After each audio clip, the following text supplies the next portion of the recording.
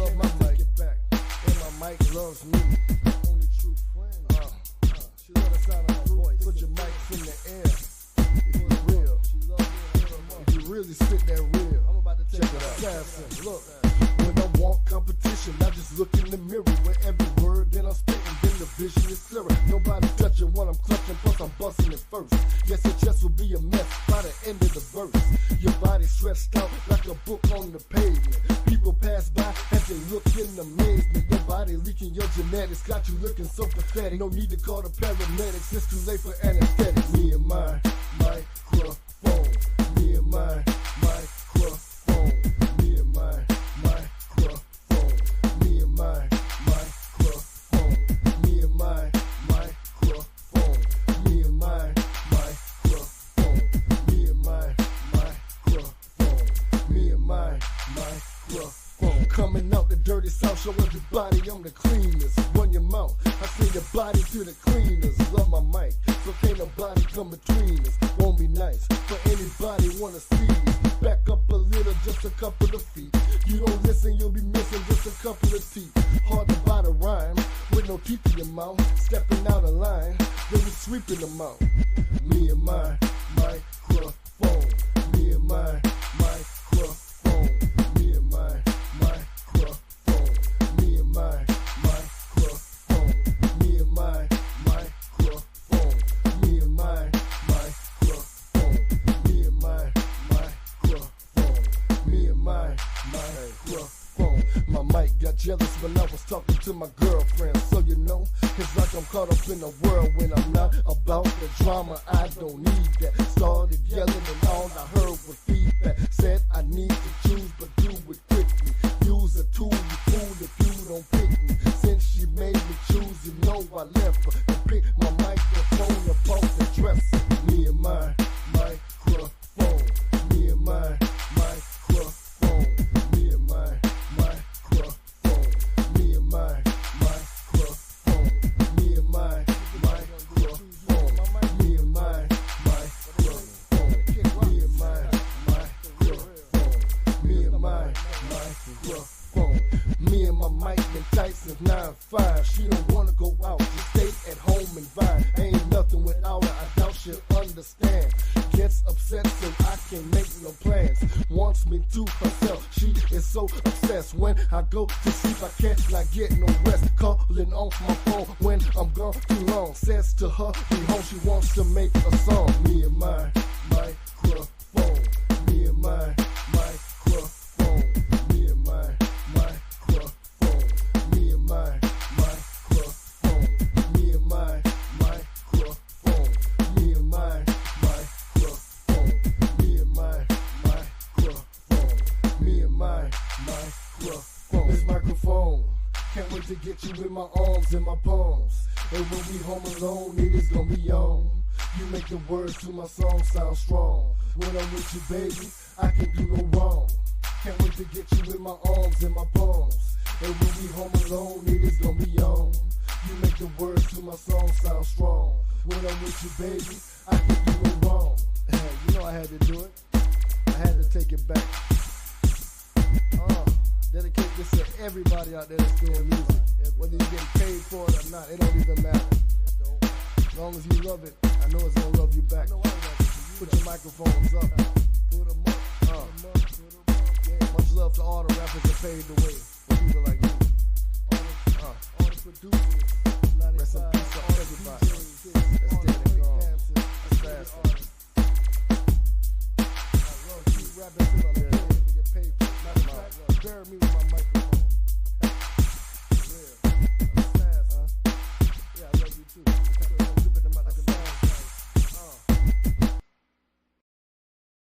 Acknowledge me.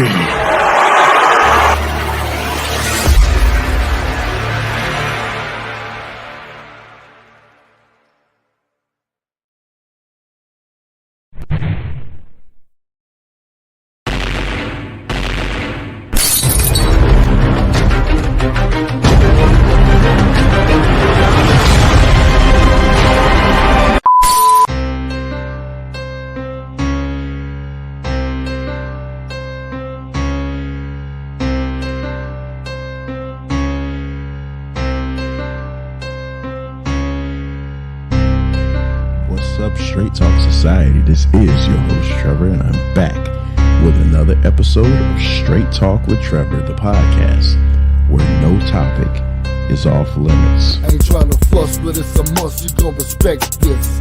Plus your nuts will touch the dust, you trying to check this. You ain't insane, I write your name down on my checklist. You think I'm playing, I leave you land, I leave you breathless. As human beings instead of being so many tribal. You ain't seen what I have seen in my society. Hey, I'm just a man with a microphone. What the fuck do I know? You can acknowledge me. Straight Talk Sessions live. What's up, Straight Talk Society? This is your boy Trevor, and I am back with another episode of the Straight Talk Sessions live on YouTube. All right, you guys got to help me out real quick. Let me know if you can hear me, because I'm trying a whole new setup right now, so I just want to make sure that I'm good.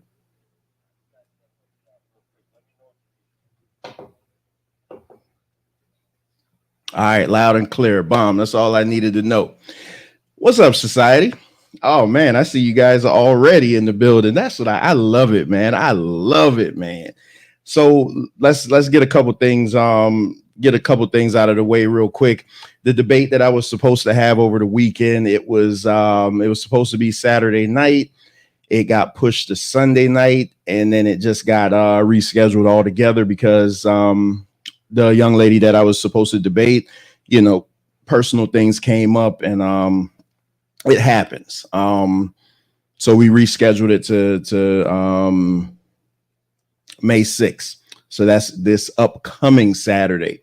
So I was going to cover that debate today, but there's nothing to cover. She was still going to try to give it a go, but, cooler heads prevailed, and, she just wasn't up to it. So it was all good.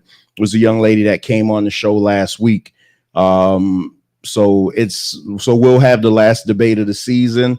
I got to get that debate in though, because that'll get me into the playoffs. I need 3 to get into the playoffs, so I got to get that debate in. So that's where we stand with that. Shout out to I say this every week, but shout out to the producer extraordinaire Van Cat for that bussin' ass intro video. You know what I'm saying? All he did was told me send him some voice clips. And whenever he says stuff like that, I'm just like, all right, do whatever you do. So I send him the voice clips, and he did his thing. So shout out to Van Cat.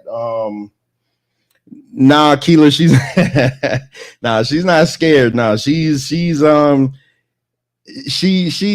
well more than able to debate. If some things came up. She wasn't feeling good.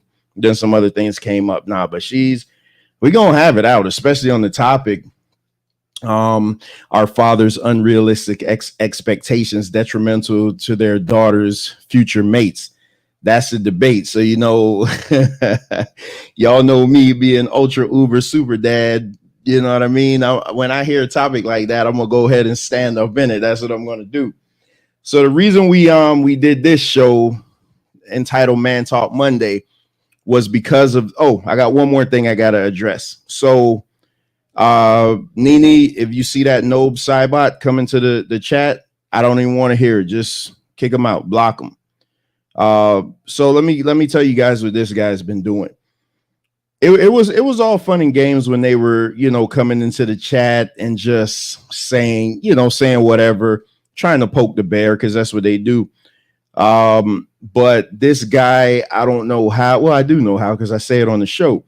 He got my email, and let's just say the shit that he was sending me, he wouldn't send that. He wouldn't do any of that if he saw me in person. Let's just put it that way. Then he took it a step further. He started photoshopping pictures of my wife onto other people and sending it to my partner St. Louis. So I'm not even going to deal with it. Like, I think we know who it is. So the brother who I thought it was, it's more looking like it's not him. It actually looks like it's a woman, just based on the history. So she's an internet troll, and she just goes around trolling people. So you see him, just kick him out of here, because I'm not having it. Actually, yeah, let me, because the only wrenches in here is me, Van Cat, Nene, and my brother-in-law. Damn, there's a lot of y'all in here. I'm gonna get the show going. Let's go on and give Keela a wrench also. Yeah, because Keela been my day one. Keela is, outside of my wife and Zay, Keela is my first podcast listener. So so she followed me over from the podcast. Not to mention that we just know each other. You know, we know each other since we were kids, but you know, Keela has followed me throughout this whole journey. So that's enough of that. You see the Noab Cybot person, whatever, just kick him out. I think Nene, because I don't know, I think you got to do it from the phone. I don't know how to do it from here, but I think if you like just hold on her name, it'll ask you for like the rent, make her an administrator. So yeah, Keela owes me money. All right, so let's get to the show. Who is this? Costain 1000. I don't know who that is, but peace anyway. So here's the deal.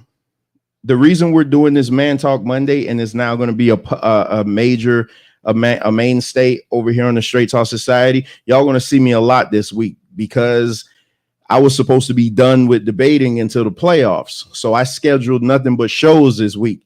So I'll be coming back to you tomorrow night with an NBA show. Wednesday, me and Van Cat will be coming through with Wrestling with Reality. Thursday, I'll be doing an interview with St. Louis The Truth TV. Friday, me and Nene may jump on the stream. You never know. So, you know how we may do it. Then I got my debate Saturday. Oh, okay, that's Arthur. Okay. You guys use these stream names that I don't never know, man. So we did the Man Talk Monday because of the conversation that we had with Michael and Solar last week. And I see Michael already in the chat. And like, we were just having a conversation. We were having like a man conversation, and it just started getting so good that people were like, damn, you know, you might want to just do this on a weekly basis. Because, you know, my whole thing is men now have the platform that they could express themselves. And I think a lot of times, in order to bridge the gap, you need to hear things from both sides of the spectrum. So let me drop this link real quick, because I know Michael's ready to chomp at the bit. Okay, Solar's in there. All right, let me drop this link. Yeah, so everybody thought the conversation was so good that people were really like, damn, that's a good ass conversation y'all were having. And we just started having conversations about general things. That's the reason this podcast started, because I legit would just have these conversations and I'd be like, damn, what if we would have recorded that? So that's how that goes. That's where we are with that. Oh, okay. Dr. Mia's in the building too. Huh. Okay.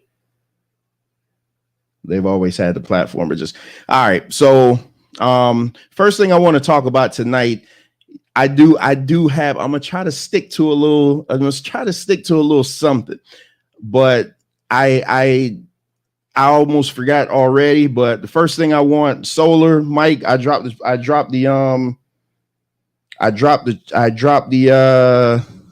link in the chat so y'all can hop on when you're ready, because the first thing I want to talk about, I want to get into this fluff first before I get into the more serious stuff that I want to talk about.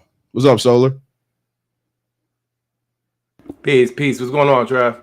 Oh, that's what I see. I'm glad that you're on the panel with me, because I told you I got my new setup. You notice I don't have no earphones on. Okay. So now I know that I can hear you good. So when you try to shucklebuck me, I ain't got to try to be like, huh? That's what it was.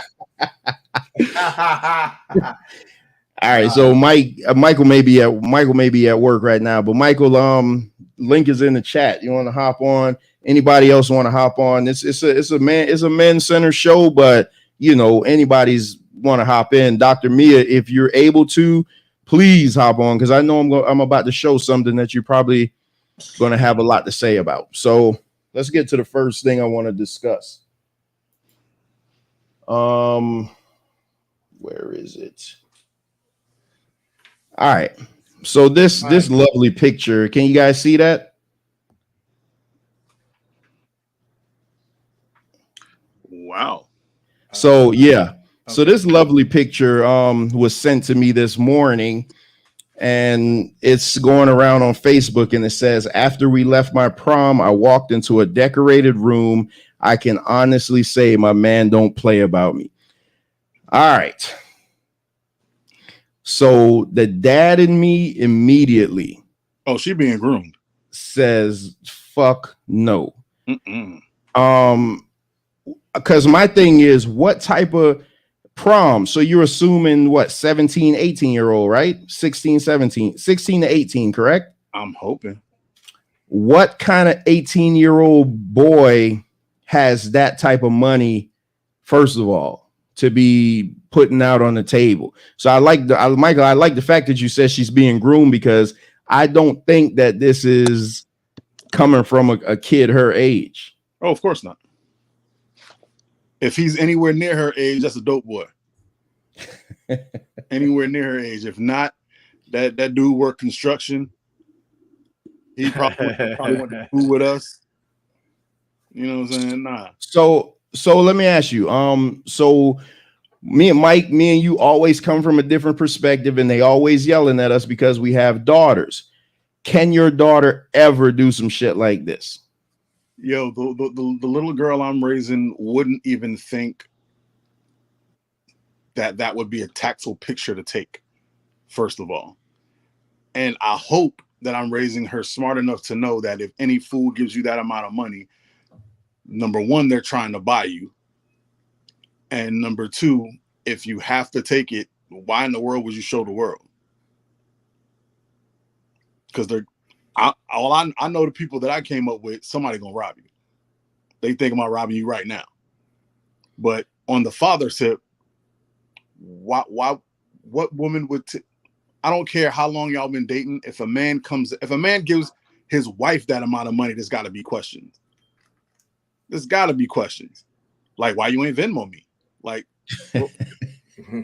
I'm being so serious. Like, so that's an attempt. That's an attempt. Yeah, I mean, you're quiet. It's always been a custom, period. Like, I think that it's kind of blurred nowadays because of, this materialistic culture that kind of, we live in today. But I know my grandmom, she was like always telling the females in the family never take a gift, not even all that money, just a gift, period.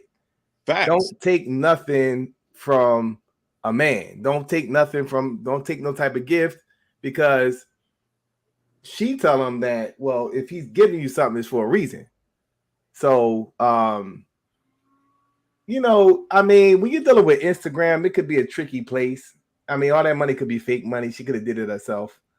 But, entertaining the option, I mean, the idea that it was somebody that actually did that, there's no way that could be a person that is her age giving that amount of money.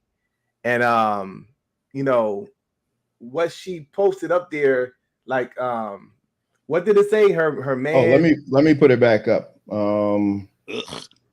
Yeah. So after we left my prom. So after we left my prom, I walked in a decorated room. I can honestly say my man don't play about me. Not her. So we assuming that she was at the prom, maybe with her girlfriends. Yeah, that's what I think. And that he didn't go to the prom. So obviously he's not even in high school. We assume that's what I'm thinking. That is the hotel room, sir. You know what I mean? So what you say? That is the hotel room. That's a hotel room. Well, her parents, somebody's parents could have paid for that or something like that. So hold on, because I want to. Somebody getting smashed on that bed. No, hold on. I want to do this though, because the both of you immediately went to the money, and that's very interesting that you guys immediately went to the money. When I first saw it, I'm like, bro, it's just pointing is literally just symbolic that hey, she's about to get slayed on prom night. That's what I said. She about to get And that's the picture that I'm looking at. Like, to be honest with you, I know I'm a little slow, but I didn't even notice the money at first. What? I didn't notice the money at first because the way it was, you know what I'm saying? I seen the heart in the bed. I seen the heart and the rose pebbles, I guess that is. But then I looked and I was like, oh, damn, that's money. That's mad money. Yeah, that's a lot of money. Even if it's dollar bills, that's bread. Yeah. So what if the money wasn't there? Oh, she's getting tore down. Whoever's daughter that is, she ain't calling you daddy the rest of her life. Whoever got that room gonna be daddy tonight. Okay, so and I got something. Don't let me pull my shotgun out on this thing. No. Keep weapons for people like not my baby. Not okay. My So let me ask you a question. And Mike, you're breaking up a little bit though. But I heard I was reading the chat, and as always, you have women in the chat defending it. Like, oh, what if she's 18 or it? I'm like, you know what my problem is with people in ages? This is my problem. Whenever someone's doing something you want and they're 18, it's all great. Whenever they're doing something you don't like and they're 18, she's still a little girl. Y'all need to pick a side. Pick a side. Because if she's 18, oh, he groomed her. But if she's 18 and she gold digging, he should have knew better. She just living her best life. You got to pick a side. You see that question? That's why R. Kelly was able to get away with that shit for so long. Hey, pick a side. Like even with the last situation with the family, he come to find out that he knew about the whole situation. R. Kelly just stopped giving the pop money, so then they went public, and so money changes a lot of things, But anybody, if we're going to entertain the idea, that her man did do all that stuff and that money is real and all that, that is some type of drug dealer. That is that man is older. That's what I said. And she's being groomed. Yep. Bottom line. Well, read the comment on the screen. Be honest, who didn't have sex on prom night? And that's coming from Dr. Mia. Get your ass on this panel if you can. Get on this panel. Nope. She better sit on the sideline and chat. There goes Shaka. Most people lost their virginity before. See, that's what I'm saying. This is the problem that I have is the women's pushback on this. Most people lost their virginity before 18. What's the big deal? We ain't talking about losing virginity. We talking about that this is most likely somebody that's probably in their fucking 30s. Yeah, grown man that did that. But that's where they always go. The defense mechanism in there always. Well, I lost my virginity at a certain age. I told you they love to be infantile. I refuse to do it. You're an adult.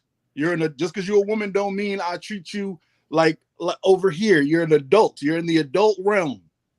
So either you're an adult, we riding, or you're a child. There's only two realms: adult and child. And Shaka, this is Man Talk Monday, but you're more than welcome if you want to jump up here. And most people that lost their virginity didn't lose it in a bed full of money. Well, yeah. Yeah. The symbolism is terrible. It's hard. And it's like, yo, like what type of message is that sending? You know what that is? That's what I tell you. It's promoting prostitution. Like literally. I told y'all that's what they love. They love thought life. And they love money. That money, bro. I'm telling you, that money, man. Like that, you see today, right? They still on videos like flash money and throw money up in the air. Like motherfuckers ain't got bank accounts for some reason. I don't know what the fuck is going on. Shouldn't you be like throwing credit cards up in the air or something like that now? Well, that much money, that means you like holding that much money, that means you ain't got no bank account. Hey, and that means something too. Big fact. And that shit is illegal. You ain't got nowhere to put it. Right? He probably knocked the wall down to take that out. It smelled like plastic. Okay, so here we always go here. It's inevitable. Your little girl is gonna have sex. We know it. It's a sad reality. I hate to hear it, but your little girl eventually is gonna grow up and have sex. What about the prom night sex? I don't think there's anything special about having sex on prom night. Like now, me being an adult, where most women will be like, "Oh, I lost my virginity on prom night," and I wish. you know, it's like, what's the issue with that? What's the big deal? Like you have your little girl basically in the bed saying, "Hey, I'm about to get slayed on a bed full of money." My advice, right? Because I don't have a daughter, but I think we should get back into arranged marriages. I was thinking that same thing. We allowed this shit to go on a little too long. It's not working. The divorce rate is high as hell. We're falling out of each other, and we to the point where we just attacking each other, trying to choke each other out now in the social media.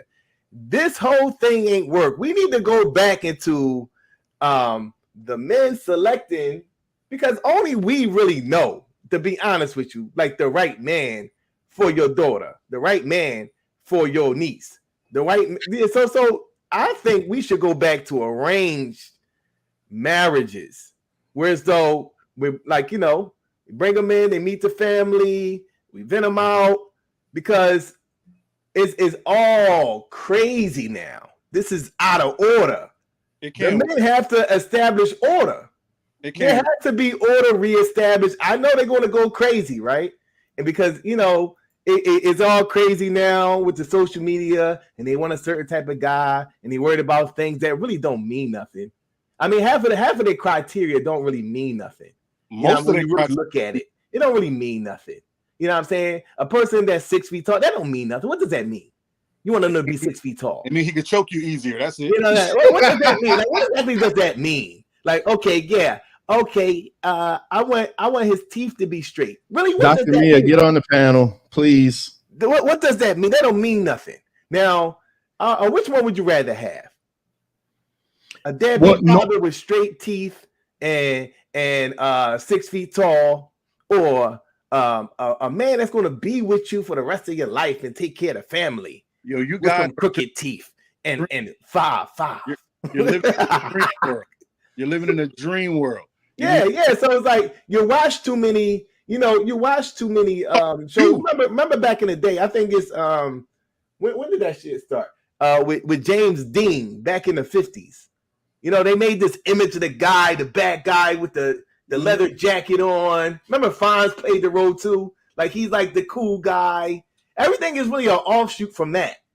Everything really is an offshoot from, like, they're giving you these images, and half of the time those guys be straight punks, bro. Y'all be thinking that these be like, this is another thing, right? They be thinking that the softest guy, just because they got this image, he throw all these tattoos up, and you know, growing up that he was a straight punk. He used to get his butt whooped all the time, and y'all swear these dudes be thugs. I don't know what, you know. So it's like, yo, and the fathers need to hold up. Let Michael get in, because for some reason his mic is acting up. My mic is wonderful, sir. Nah, I'm listening. I gotta defend my mic. It's my mic. Now go ahead, man. Get go. All I'm saying is it's a pipe dream you're living, because order negates women being in power, and they'll never give that power back. For there to be order, somebody has to be in charge, and that's naturally us, and they will never let that happen again. It'll never occur. There's women out there who would rather see the entire race of black people fall into volcano shit than give back men any power. There's women who can't wait to get a dude out the house so they can take over, just to argue with their teenage daughters, because that's all they do. I'm trying to tell you, it'll never occur. They'll never let a man back in the house. They'll look at Megan Thee Stallion as a dream, Oh, this is who I look up to. And the city girls, they'll look, yeah, we can make money and sleep with 1,000 guys, and they better take us when we're old. No, I won't. You think I want a thought when an old thought? Who the hell wants an old thought? I don't want a young thought, much less an old thought. What sense does that make? It don't make any sense. But that you can't tell them anything that makes sense. They're going to go off of emotion. They go off of feelings. Once you start bringing sense and logic, they get the cross eyes and they start saying, I feel like, and then there's the conversation. So that's why that's that's why they're defending that in the bed, because that's like catering to their feelings. Yes. Oh, it looks cute. Yeah, it looks cute. The rose pebbles in the heart shape. That girl can't lay down with money. Who are you to say? What if that's the one guy in history who put money on a bed just to feel good? We all know what that money on the bed mean. It mean the same thing as money on the dresser. We know what that mean. We gonna get Ayana's up here now. Ayana gonna come up here and read us the riot act. Hey, tell her I bought the riot act last week. It was overrated. Oh, one thing. Hold on, Doc. Before you go, one thing I do want to say, because Dr. Mia she did put it in the chat. And like I say, if any woman wants to come up, you can come up. I mean, this Man Talk Monday, but you can come up. We love these crosstalk conversations. Let us on. You said that those were arranged with compensation, and I agree. A lot of us, again, if you go back to my debate presentation last week, is a black man in position to correct a black woman? A lot of us aren't in position financially to be making any type of demands for anything. So those arranged marriages, even though I think they would be good, a lot of that comes with like powerful families, and our families just aren't. It just doesn't work. It just doesn't work, in my opinion. I don't think it works. So you're saying that I can't tell my daughter who to marry because I don't make a certain amount of money? What are you talking about? So you can't tell your daughter who to marry. You had to know. See, I don't want to get into my debate. I got this exact same thing coming up this week. But you know what I'm saying, like with the arranged marriage. No, you have to be the man that your daughter wants to marry. That makes sense. Yeah. As far as the qualities, yeah. But I'm not going no further because Akasha might be listening. I'm not going no further. I'm saying, like, you know, no matter, because living in this society, you're always going to have people that makes more than others. I mean, that's just the way capitalism is designed. So I don't think that should be something that is a criteria. You lying. If you're doing all the other stuff, because you know, I just threw the money. I just threw the money out there though, because it's what we always go to. So I don't necessarily, because like I say a lot of times, when my wife got me, like I didn't have shit. So yeah, I get it. Yeah, Dr. Mia, she's going to talk. Come on, baby, she's going to talk. Don't worry about it. She's going to insert herself soon. I'm sitting here. Hello, greetings from planet Earth. How you doing? I'm on Neutron. Where am I? Y'all have to be in outer space, because listening to y'all talk, I'm like, oh my God, I feel like I'm on another planet. Hey, but passport, I'll visit. So there was I do agree with the picture of it being that she's being groomed, because at no point does a young man has that much money or has to justify or explain his love or quantify his love by such a grave, that's just way over the top. And you know, there are instances where these men are grooming the high school boys to pull in the high school girls, and they start like they do 2-3 years in, like they are in real relationships with them, lead them to believe that they're in real relationships, and then they get to the culmination of having sex with them, and then they move on like to the different petty things, like, you know, do this for me and do that. So I definitely think her mother should be very concerned, and that is not something that you display, and it's just not a good look. So I didn't agree with you guys saying that, you know, women are making excuses, like, well, maybe some on the line, but I am not making an excuse for that picture. I don't think it's appropriate. I definitely think that somebody needs to reach out and save that little girl, because that's way too much.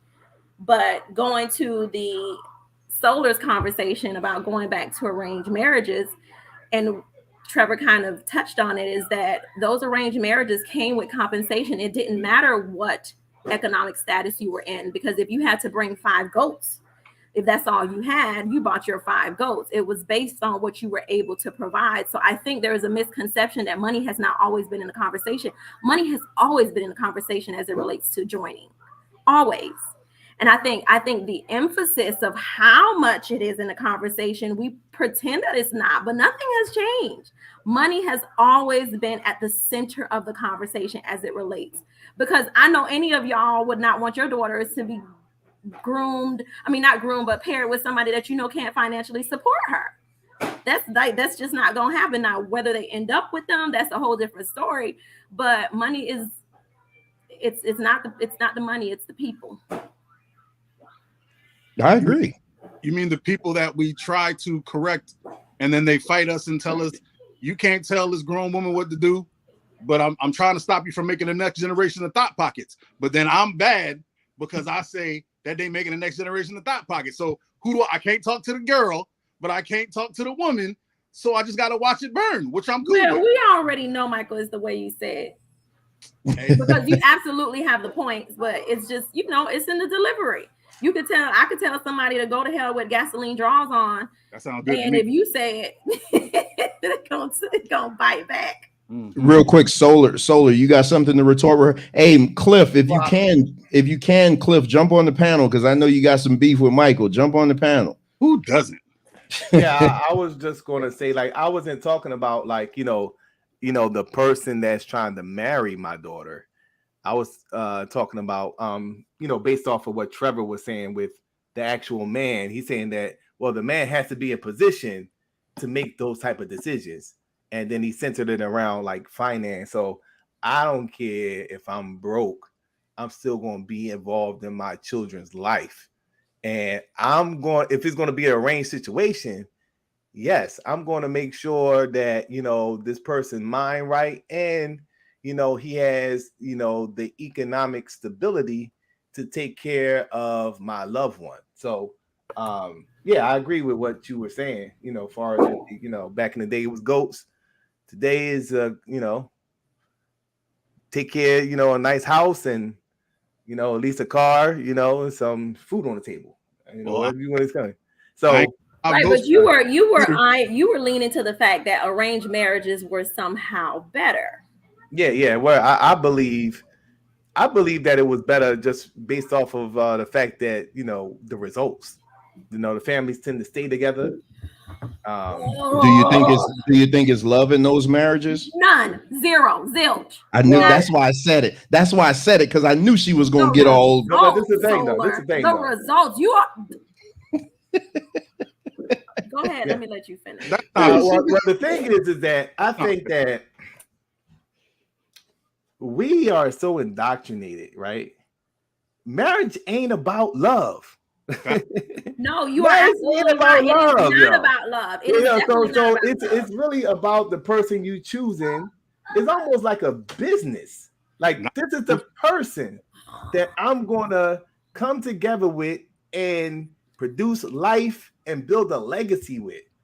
So it's not going to be all lovey-dovey. It's not going to be all lovey-dovey. You want the person to go back, Solar, to you need to go back to slavery when we're talking about it being a business. Because marriage, when we research what marriage represented in the motherland, it was not just negotiation. It was not just a business. It transformed after slavery, during slavery, where it was looked at as a business, because the more we can bear children, the more children we can have, the more children we can put out on the field, the more stock our owners had. So it became a modality of a business model. So no, the return of it being about love is returning to what it actually is supposed to be. Not even on a month, we're talking about a percentage. Let it be 15% of each pie. Like, let it be the sum of all parts. But no, marriage is not just supposed to be a business, and it's still not supposed to be 50% of it. Well, even on the motherland, when they got together, it was arranged for the most part, because you had this tribe get connected with this tribe. This person want to connect this tribe and unite, and they build a bigger legacy. It's even more on the motherland than we're talking about in America. Because when they arranged marriages, it was to settle wars. It was to unite tribes. It was to bring peace in that particular area. You talk about like, you know, the especially in West Africa, when you talk about like, you know, the Mali and the Songhai empires, those tribes were at war with each other. It was through marriage. Right, but you're talking about the kings and the queens within those villages. You're not talking about the locals.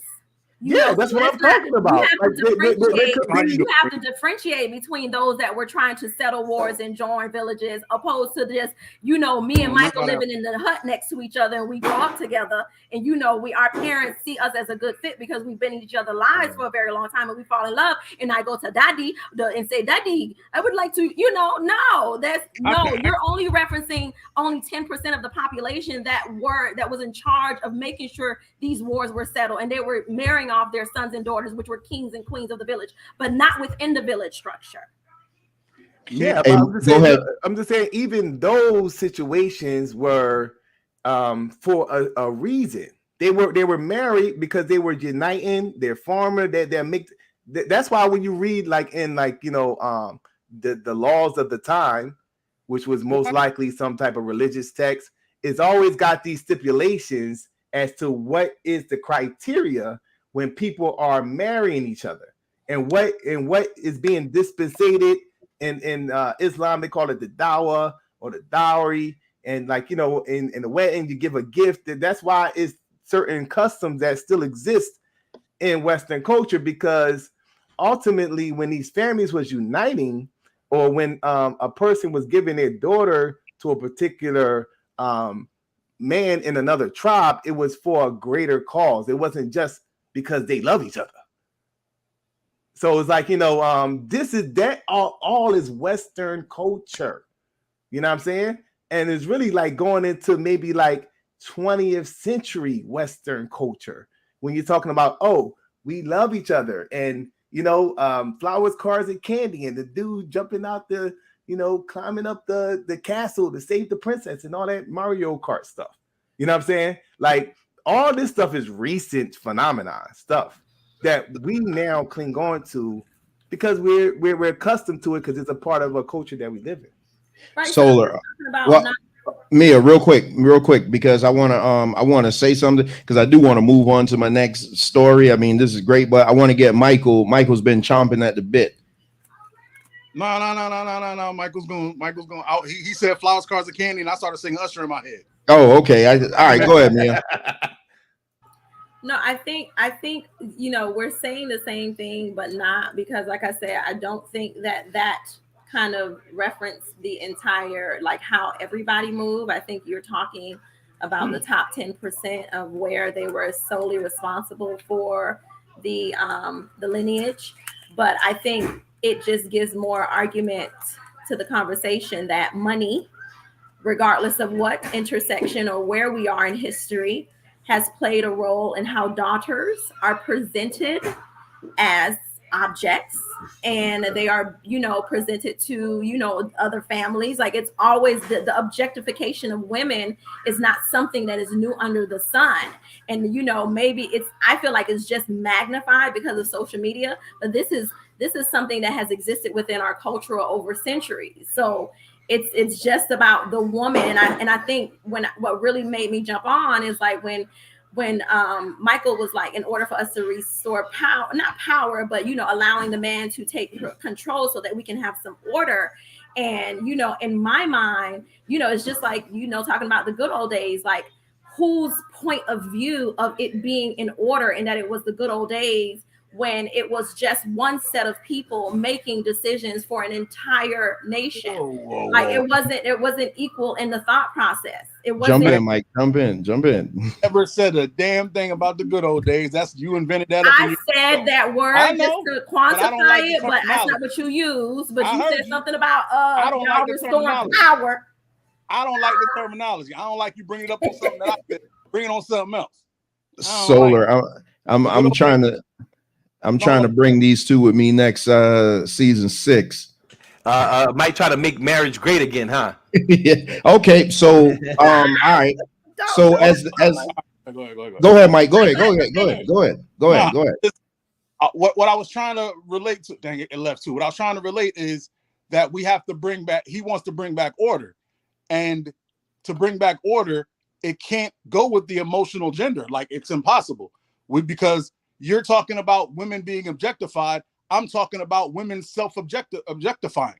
Because when you guys were given your own power to do what you want, instead of saying, okay, we're going to be this, we're going to be stems, we're going to be this, what's the message that's being put out there? Look at me, you can see my ass, I can smash every dude I want. That's the message that's being put. Now, don't get me wrong, I'm not going out here and going to act like every woman is doing that, because I know y'all in the crowd. Hey, not everybody. I got a sister that's a nurse. I got a sister. Whatever. We're not talking about everybody. But the majority of the message that's being sent out is that thought life is where it's at. That smashing dude. I'm going to be a dude. These dudes did it, so I could do it too. Right, because that makes all the sense in the world, right? Because right, but you equated that with restoring order. Man, I didn't talk once. I let you holler. Yeah, it might be. Go ahead, man. Go. Paul, are you? No, hurt? go ahead. Go ahead. Are you hurt, Nia? I'm saying, but it's like when women got the power, they objectified themselves, and I think the men of today are not the men of yesteryear. The men of today we've had to go through these so-called strong women. We've had to go through these so-called weak dudes, these simps that were given platforms to act as if being a man was a disease. We had to go through these women who acted like trying to act on your potential and become a better man makes you a dusty human being. I don't even know what the hell that's supposed to mean. A dusty person means he was working. That means that, let me not go there. But I'm saying the men of today, I think, would be better to be in charge, because not only are they better equipped to deal with the women of today, but nurses be the biggest. Yes, nurses are the worst. That's why everyone says don't date nurses. Do not date nurses. Nurses are that you can't tell a nurse anything. Be like, hold up, you got to turn this off. You don't tell me to turn the water off in my house, but the water gonna leak all night, you're gonna drown. Is that your bill? Okay, 2 months later, how my bill $3,000? I don't tell you nothing in your house. You deal with your own bill. But you, my man, a real man would. Don't tell me what a real. So you got me going down the rabbit hole. Let me come back. I'm sorry. Yeah, bring it back. Bring it back. This is ADD. I apologize, y'all. Arthur, hit the panel, man. If you got time, hit the panel. See, and now Moon got to say, this is what's so funny about women. Mike, stop watch. Hey, she's because they had you going anywhere, bro. But I find it funny. I find it funny that women say they want a man who's emotionally intelligent, who say they want a man that can share how he feels. They want a man that doesn't just go, all right. And the second they get one, they're not equipped to deal with the man's feelings. They're not equipped to deal with the man who can say how he feels. That's not on me. That's on you, boo-boo. You used to dealing with dudes who grunt and just, all right, and they spit, and you're supposed to understand it. You so used to that, you're the one that's damaged and toxic. I'm fine. I'm good out here, okay? I've dealt with women who know how to have a conversation. Matter of fact, there's one right there. I talk to her all the time. Our conversations start and end with beautiful logic. No lunacy at all. Because there's women out there who have sense. And then there's women out there like you who just want to inflame and say things to get a reaction and then go back to being toxic, making the stallion clones, because that's all y'all really good for. Shaka, come on. I would say that I do agree with Mia with the parts with the finance. Definitely has always been marriage was incentivized, with some type of resource and that just shows stability. And it's a reflection of the work ethic of the, the particular mate. It's not really the money per se, like the actual money. Like you said, all the money laid on the bed. It ain't the actual paper. It's just like, I guess it's a representation of a person that can obtain that amount of money, has some type of work ethic or some type of thing that's successful. So, even back in the day with the goats, it's just similar. It's just like a resource. So I agree with that. And I also agree with, or not necessarily agree, but I understand that what she said. Well, yeah, that's agreeing. I agree with, what she said before. She was making a comparison with what happened in the last generation when men were in charge. We kind of abused that power. Not me per se. Obviously, I wasn't living then, but the generation before, when they were in charge, it was a lot of things that was, being done unfairly when we were in charge. Effed up. So this is almost like when we were having the last conversation with, when you're being too oppressive and then you let your child out and then the child's just going wild.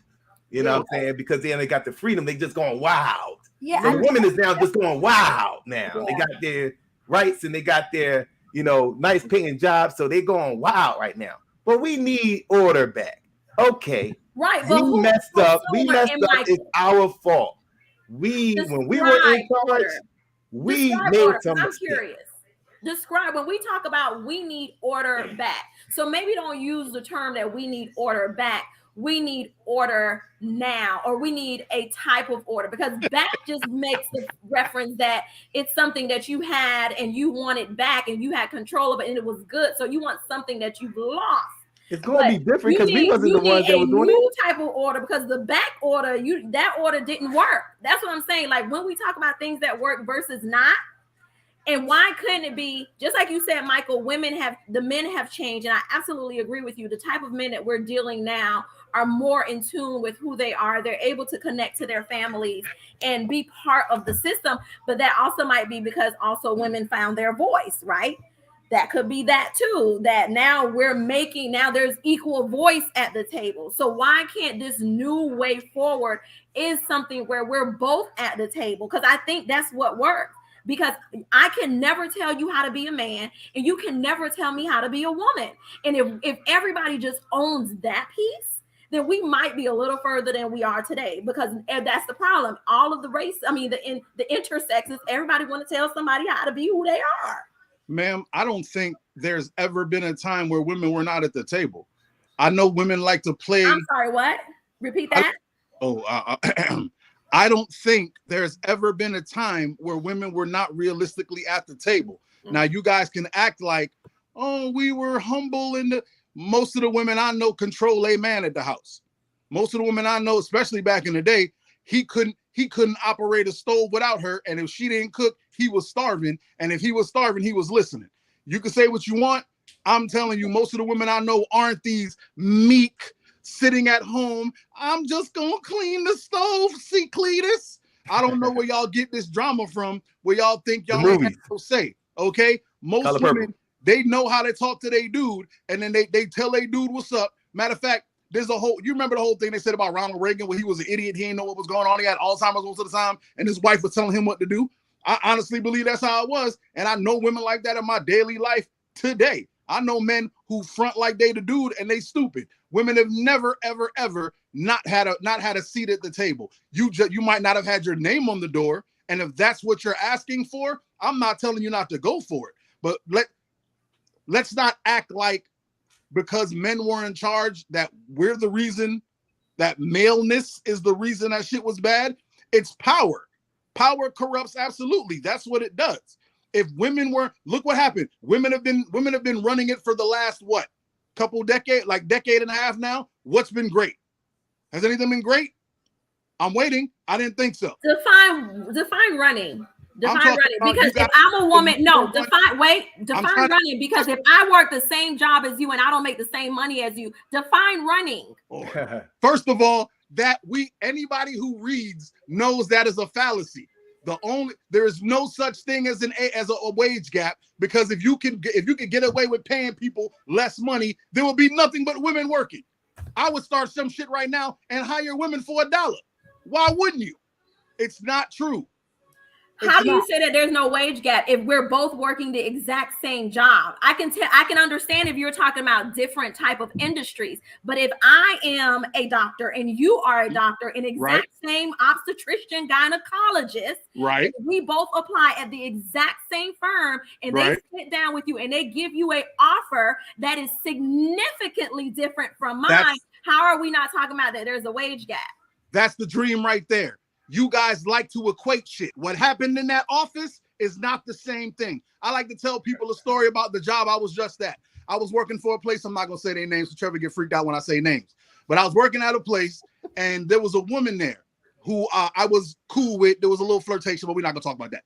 So she was there for I think 2 years, and there was a guy who got hired on just before me, and she found out he was making more. Now this is a little specific. I know people get mad. I want to make it general, but this is just a story to explain my point. So he started working there 2 years after her, and I'm working there after him. He makes more money than her, and I make more money than this guy, right? So she finds out I make more money than him. She gets mad at that. I explained to her why, because I was per diem, right? But then she's like, well, this guy isn't a contractor. He works directly for the company. Why does he make more? She sat in front of him and asked him why. We sat in a group and talked about it. You know why?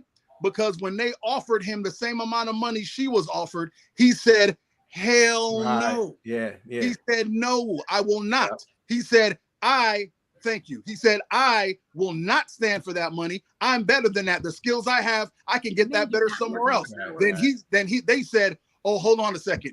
They came back with something about 30% more. He said 60% more. They averaged at 55, and now he makes more than her. Because he has been groomed. He has been groomed that way. The culture allows that. We all know I ain't got no damn memory. Let me finish.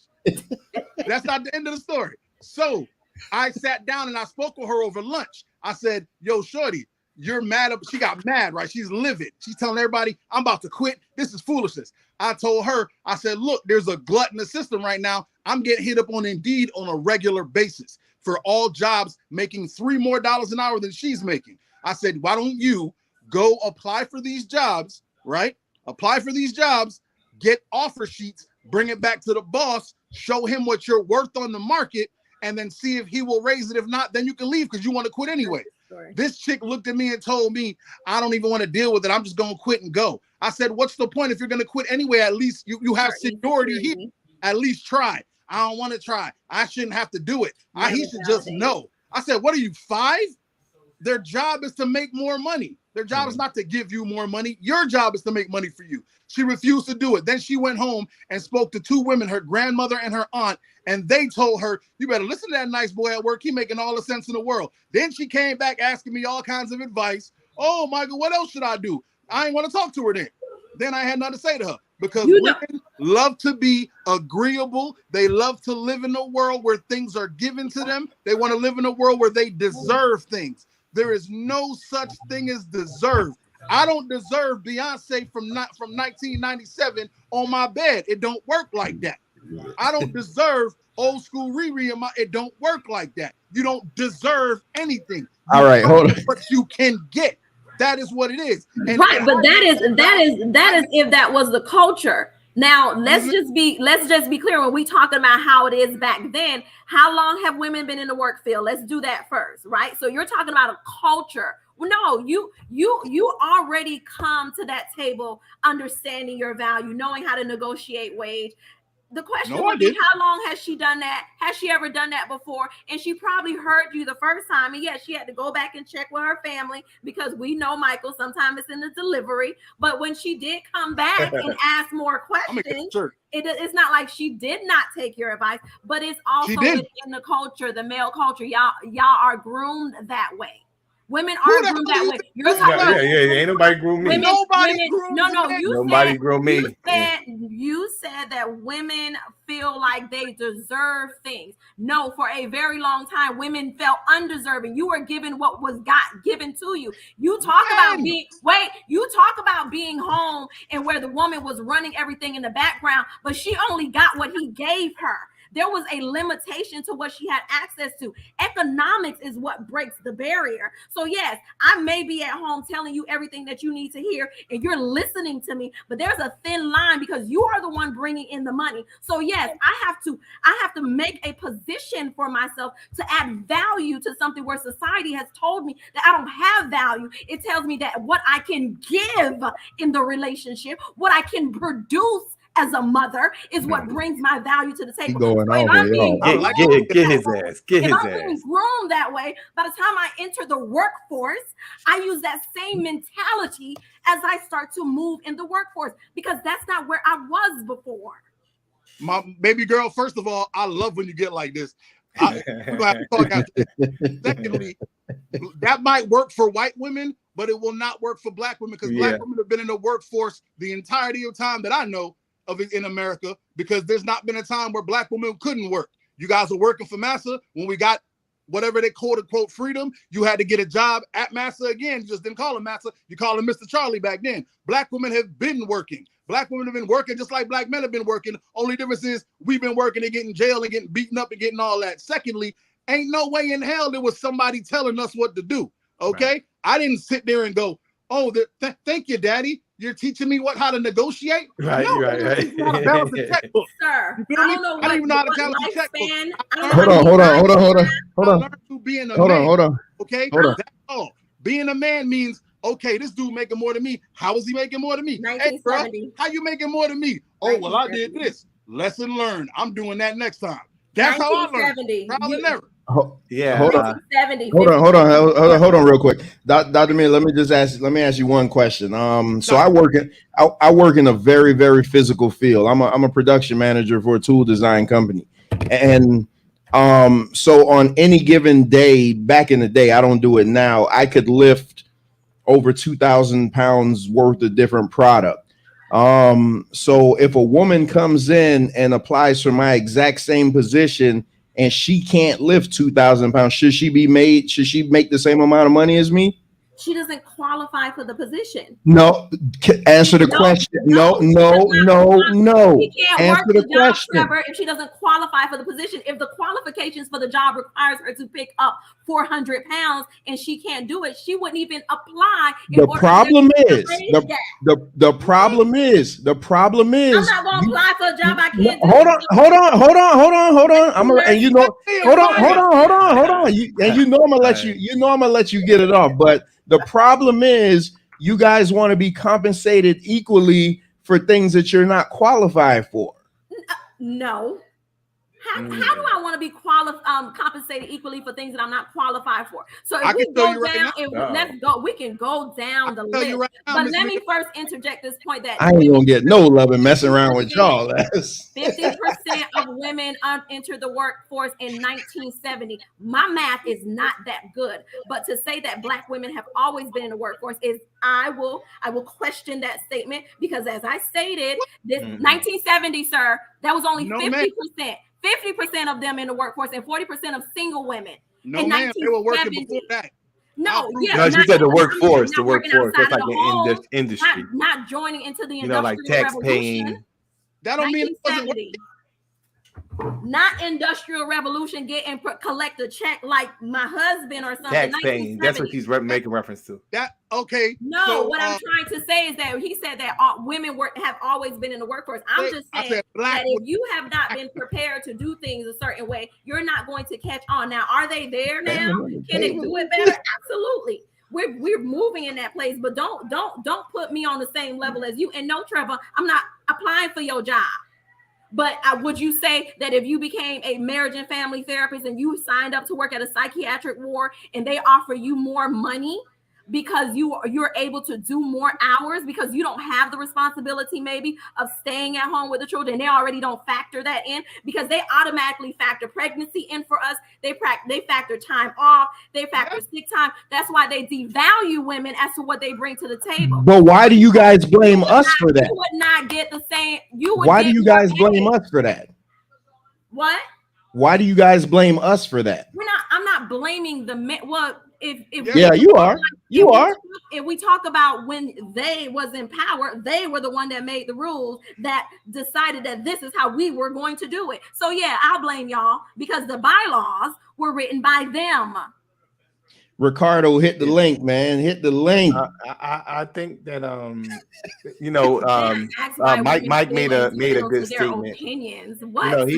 Mike made a good statement with the part with the negotiate. I seen that on 3 different occasions, where I kind of when I was elevated at a job that I worked in this bakery maybe about 8 years ago, and I got elevated to the packaging manager, and initially I was replacing somebody that it was a guy from Haiti. He went back home to Haiti.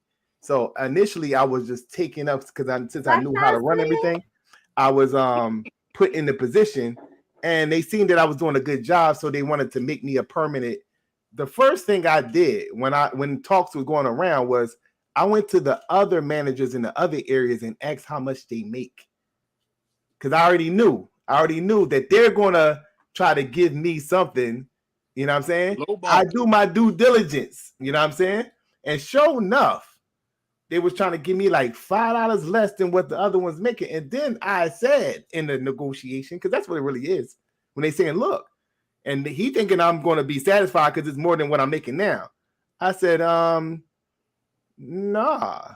I heard that it was this amount of money that it should make. Do you have the sheet where it lets us know how much a manager make? Can I see that? He didn't want to show me the sheet. He wanted to know who told me. Where did you get the information from? You know? I said, well, you know, I heard some things, and you know what? He started laughing, and he said, I see what I can do. And sure enough, he gave me the money that I was supposed to make, and you know, but see, I think with the women, they think they deserve fairness. They assume that since he's a supervisor, that he's supposed to be doing like good things. Like, no, he's trying to get as much labor for the lowest price possible. Exactly.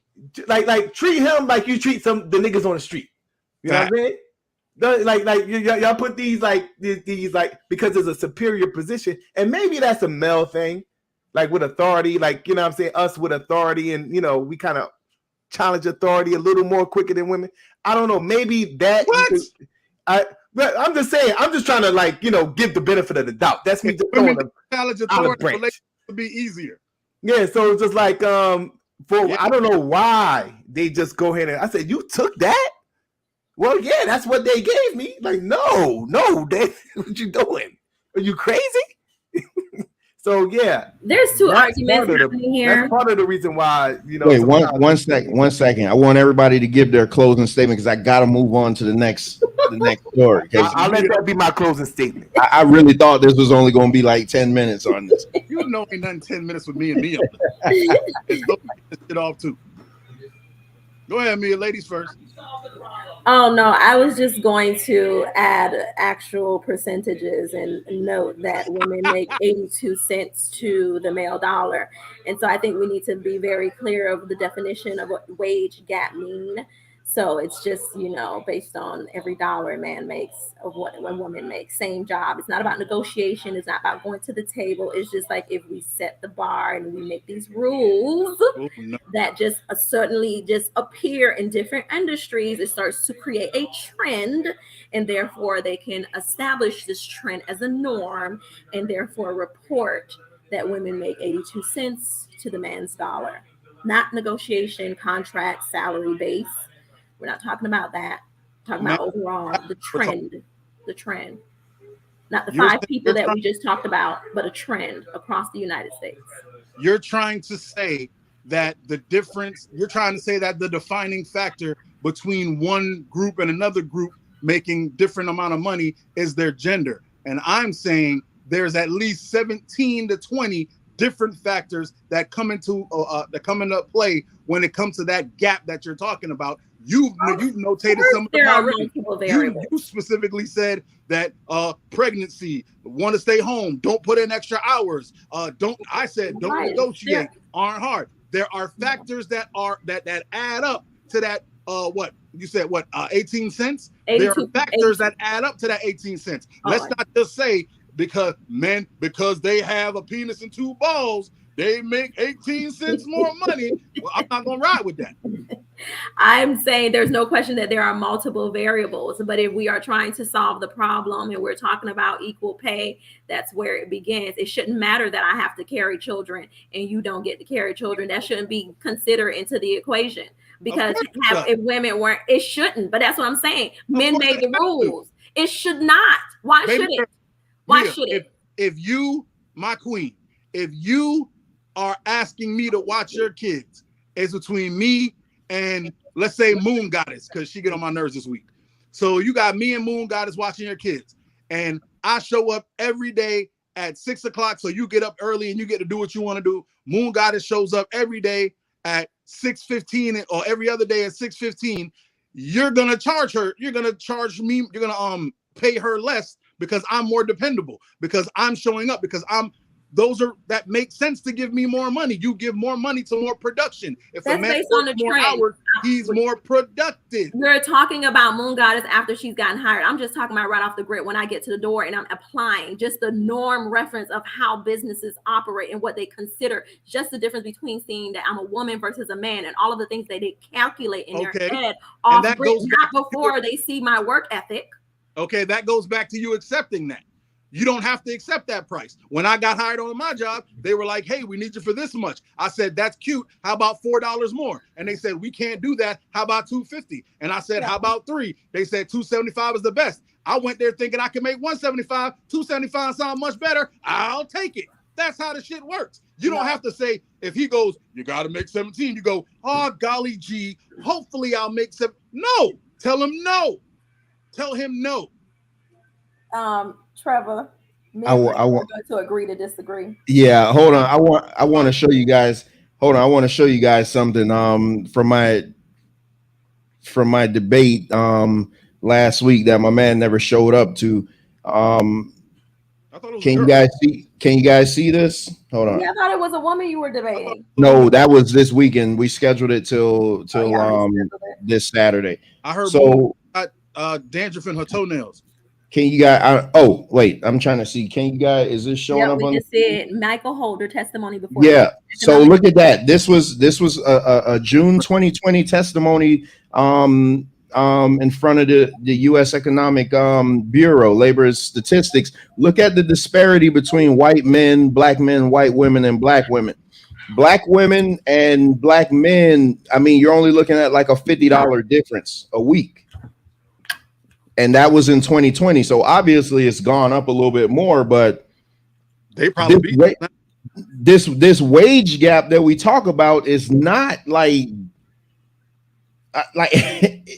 if you're talking about disparity, you're talking about between us and white men. Like, look at that. That's a disparity. All of our disparities are between us and white men, but we're why we can't be on the same team? So exactly. It's like why we can't.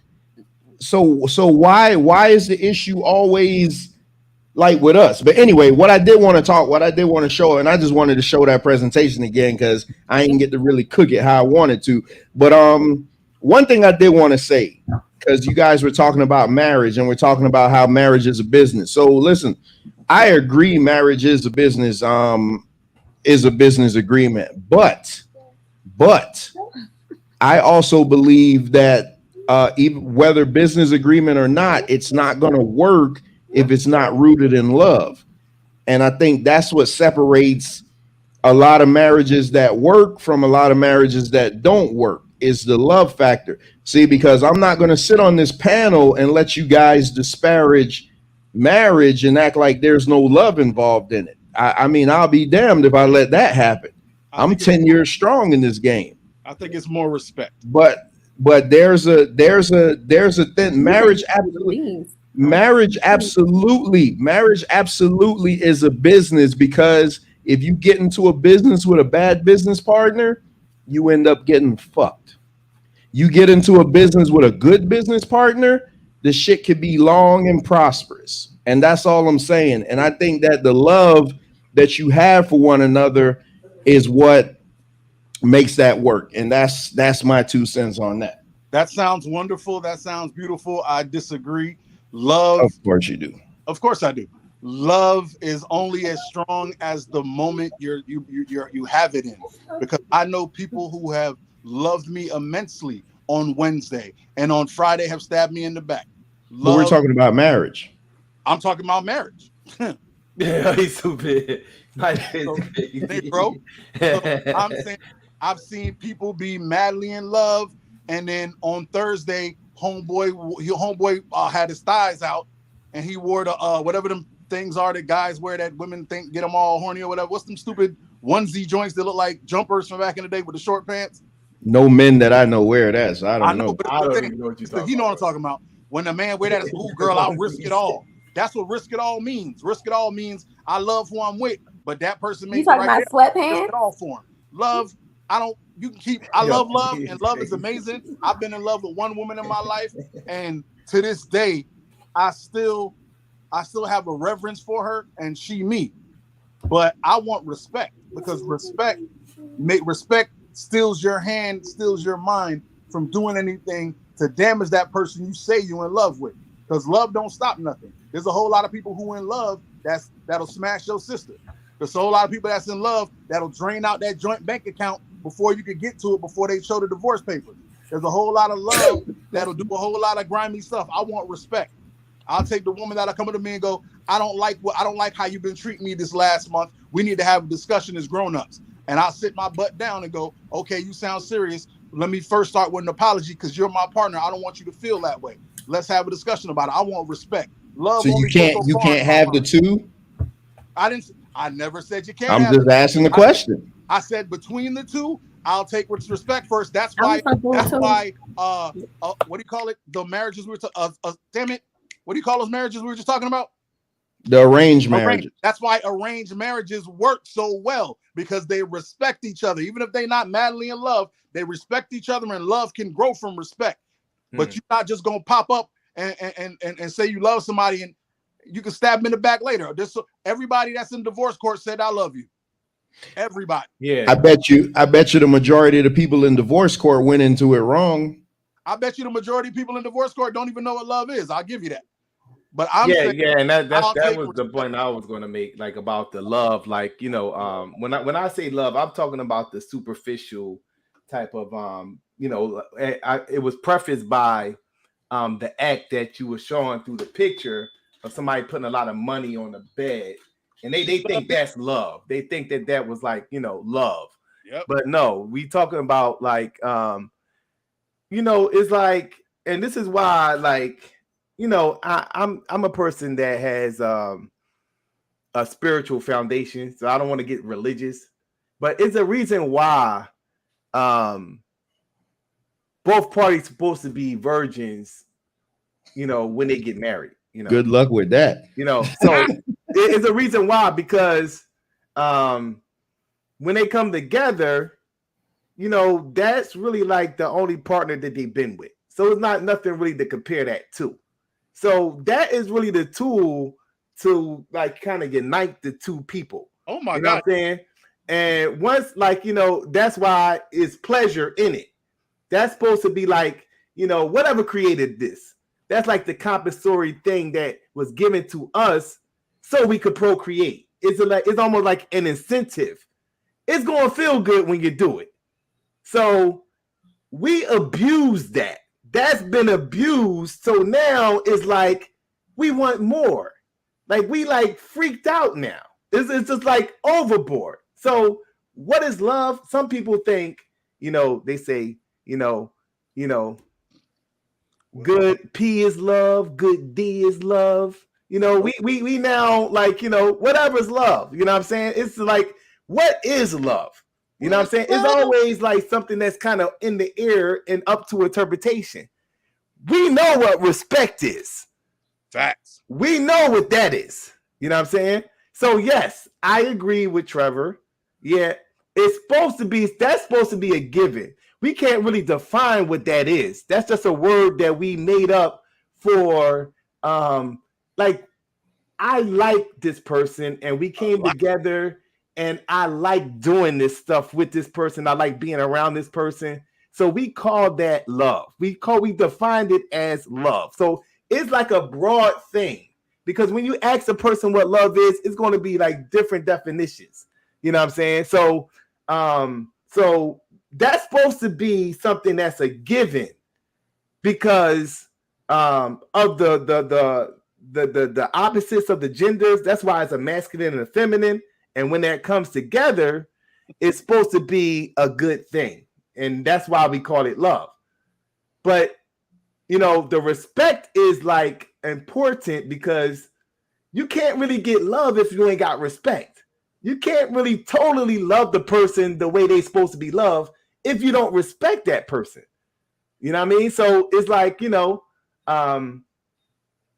That's just my take on it. Basically, you agree with me, but you don't want to say it. It's all right. So hold on. I want to say peace to E just joining. Peace to St. Louis. Hey, this Thursday, me and St. Louis gonna have a show that we're doing, and I have the show titled is the Christian church hurtful or helpful? Yeah, I'm going back in my Bible bag. One time only, maybe twice, but. So we gonna have that discussion Saturday, this Thursday. Somebody got a lot of noise in the back.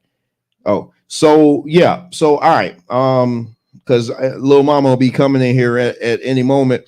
So I want to show you guys before you I want to show y'all. Let Dr. Love talk about love. You just gotta tell them. Hold on. All right, I'm gonna let. Hold on. I want to show you guys again what brought on this whole hour-long conversation that was only supposed to be like 20 minutes max. This picture that's floating around on Facebook, that's what just got you guys like an hour and a half of a fantastic conversation. So go ahead, Dr. Mia, and close us out before I move to my next topic. So Solar, I don't know what you was talking about with this. Oh, jeez. What the hell? That's versus light, and love. God damn. My dog. It's your delivery, Mia. I mean, that's just my take on it. I mean, I stand on it. So love is an emotion, right? There's no question about it. Love is an emotion, and emotions are fleeting, right? And I think that's the hard truth that people don't realize is that it is fleeting. It's what you establish as your norms reference for love within your relationship that defines love for each individual person.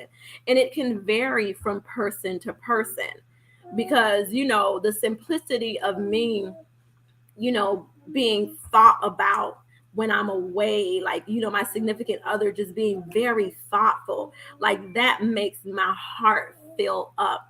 And that might be what I see as love. And somebody else's definition or association with love would just be, maybe it's material because that's the way that it was introduced to them. So I think the one part I do agree with you, Solar, is that it varies. Like it definitely varies. There's no real true definition to it, but I do think it's a different level of intimacy. It's a different level of accountability. It moves the relationship in a different direction. It is not within the same context of like, and then just materializes into love. I think it's a progression. But I think as a society, we think it and we give it more value than it's supposed to have. I think marriages are made up of multiple parts. There's I always say that it's a pie, right? And at every point, you can't eat all parts of the pie. You can only be eating or from one section of the pie at a time. So understand that as you're moving through your relationship and marriage, there are different things that's going to sustain it. There, sometimes it might be the children in part of the pie, and that's where you guys are, and you're raising kids, and that's what you're focusing on. And then once the children leave, then you become caretakers, and now you're caring for your family. And how you reflect love is in how you take care of your parents as they're aging, and the time that you spend in taking care of them. Like it's going to move. The needle is going to move. So just find your definition of love as it relates to your life within the context of your life and live it to the fullest. Respect. Or you could just respect the person and then all that shit. I'm so sorry. Come on my side, bro. Yeah, I'm coming home, Mike. I'm coming home. Thank you. I didn't mean to say it like that. Let me soften the blow. I'm turning into Michael. Bid me. Stop fronting. You bid me. All right, so I want to damn, I got two more that I want to get into, but I may have to get into the last one once I boot y'all off the panel. But I want to get into this one for a little bit. So this past Thursday, we'll just focus on Thursday. This past Thursday was the NFL draft. So you had the life change of 32 young men forever. They were drafted to various NFL teams and they made a shit ton of money. So that's all good, all positive. But with me, I always watch things a little bit more closer. And the one thing that I noticed when it came to the black players that were being drafted, The majority of them, not all, but most of them, when it came time for them to turn around and congratulate and hug somebody, it was always the mom. And I was like, damn, none of these black boys got their dads present at the draft. But when you looked at the white kids that were drafted, they had entire families there. And for the black kids that did have families all over, nothing but women. Nothing but women. So my question is, where the hell are our fathers at? So for your kids' biggest moment in their life, they're about to be an NFL star, and the person that they turn around and hug is the mom. Yeah, I get it. They hug their mom first, but then the dad should be right there next for them to hug. So does anybody, let's put it that way, because you see it at the NFL draft, you see it at the NBA draft, and go figure, NFL draft, NBA draft are the two drafts that more black men get drafted. And the same story, different. What is it? Same script, different cast. Every time you turn around, for some reason, you think about that, like exactly. NHL draft. Have you ever seen an NHL or a baseball draft? I've seen no hockey draft. I never watched a hockey draft.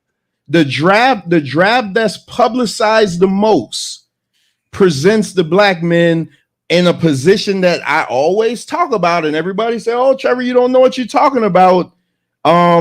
Where are the dads?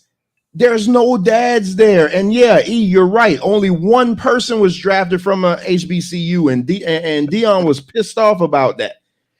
But where, like, so am I the only one tripping? Pissed off if he went to the PWIs? What do they call it? Predominantly white institutions?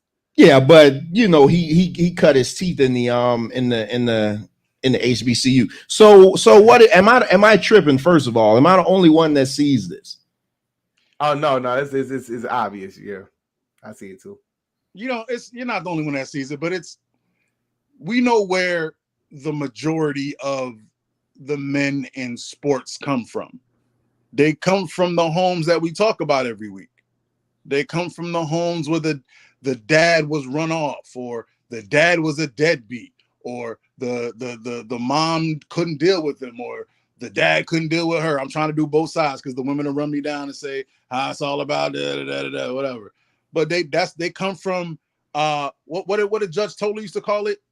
A community where it doesn't allow you to seek peace or something like that. I miss her, man. Wherever you at, Miss Lynn Tola, you are the bomb. But they come from a place where toxicity is normal. So that's why do you think you always see another player in trouble with the law or another? Because it's giving money to people who have no idea what to do with it. I mean, even the ones that have dads, they come from that toxic neighborhood. So they think I got a daddy, but all these dudes over here, they thugs. So I got to make sure I'm the thug too. Even though I got 200 mil, John Morant, whatever. But I'm just saying that's the neighborhoods they come from. So that's what they know. So if you have a mother and a father, I hate to say it this way, if you have a mother and a father, you don't see entertainment as your primary way out. That's what people who are in the quote unquote the gutter, they see that. Like, if you think about it, if you had a dad, first thing you're thinking is, I could do what my dad did, or I could do what my mom does, or if you from the gutter, you like, man, look at Jay-Z, look at Future, look at NBA Youngboy, look at Ja Morant, look at LeBron, I could do that. That's where their mind automatically goes to. Jay-Z said it back in the day. It's sports, drugs, and entertainment. And so that's what it is, bro. Is when you have a father in the house, you think of a job, you think of stability, you think of peace. When there's no dad in the house, you think, I'm gonna buy my mom my house or whatever I got to, whether it be drug money or this rapper money or this entertainment money. Like, it is what it is. And I'm not saying, and people love to say that. They love to say a man has a choice, right? But I love to refute. You do not have a choice if you don't know they exist. Okay, if I'm taking a test and all my eyes can only see the letters A and B, and there's 5 answers, but I can only see A and B, do I really have choices? All I have is A and B. I don't know C, D, and E exist. If we don't know, if all these people on this panel, I ask y'all right now to tell me 3 loopholes in the tax credit law. Y'all can't tell me that. But you know who can? I can. Woman, I ain't talking to you. I need her to see. Without her laughing, it sounds like I'm being serious. I'm not yelling at Mia. I'm laughing. I know you. I know I'm talking to other people, but and I ain't gonna front. I know too, but that's only because my mom worked for H&R Block and she learned that stuff and taught me, and that's where we get it from. Like, you have to experience these things to learn them. You have to experience life to learn to not be in the depths or to not be toxic. That's why we fight so much for dads to be in the house. So if you do choose to go into sports and entertainment, you're doing it because you're good at it, not because you see it as a way out. Now I'll stop talking. Now Michael preaching on that one. He can't. Like, I think you have prompted me to do a little research. I'm gonna look at all of the kids, the young men that were drafted, and really see where they're from. I think that's definitely a conversation to be had, of imagery of what can be the potential of getting out, and who do they market that more so to. Because you're right, I have 2 sons, and I tell them, like, you gonna be an engineer. You know what I mean? Like, you can get the football, you can play football, you might even make it some further in football. Whatever it takes you, that's great. But that's not your way out. That's not going to be the thing that brings our family out of poverty. That's not our saving grace. And so I am definitely very interested, because I never really thought about it where it is just a certain demographic of kids that make it that far, and how it has been drilled to them, because it's survival. It's like, I have to make it here. And then when you have that type of focus, you actually do make it. But who are they targeting? And that's a good question. But then, is that the same conversation with the other races, like the white kids? Like, are they looking at the draft from a perspective of it just being something as a career builder, and where the celebration of draft day is just a celebration, right? It's just like, oh, one more knot on our belts of going up the ranks of in society, where with the Black family, it's a celebration, and it's kind of like, we're all going to finally make it, and we're going to be somebody different than what we are. But I personally, think football is modern day slavery, but I digress. Hey, it is. Yeah, they just get paid a lot more money. Like, you're sacrificing everything.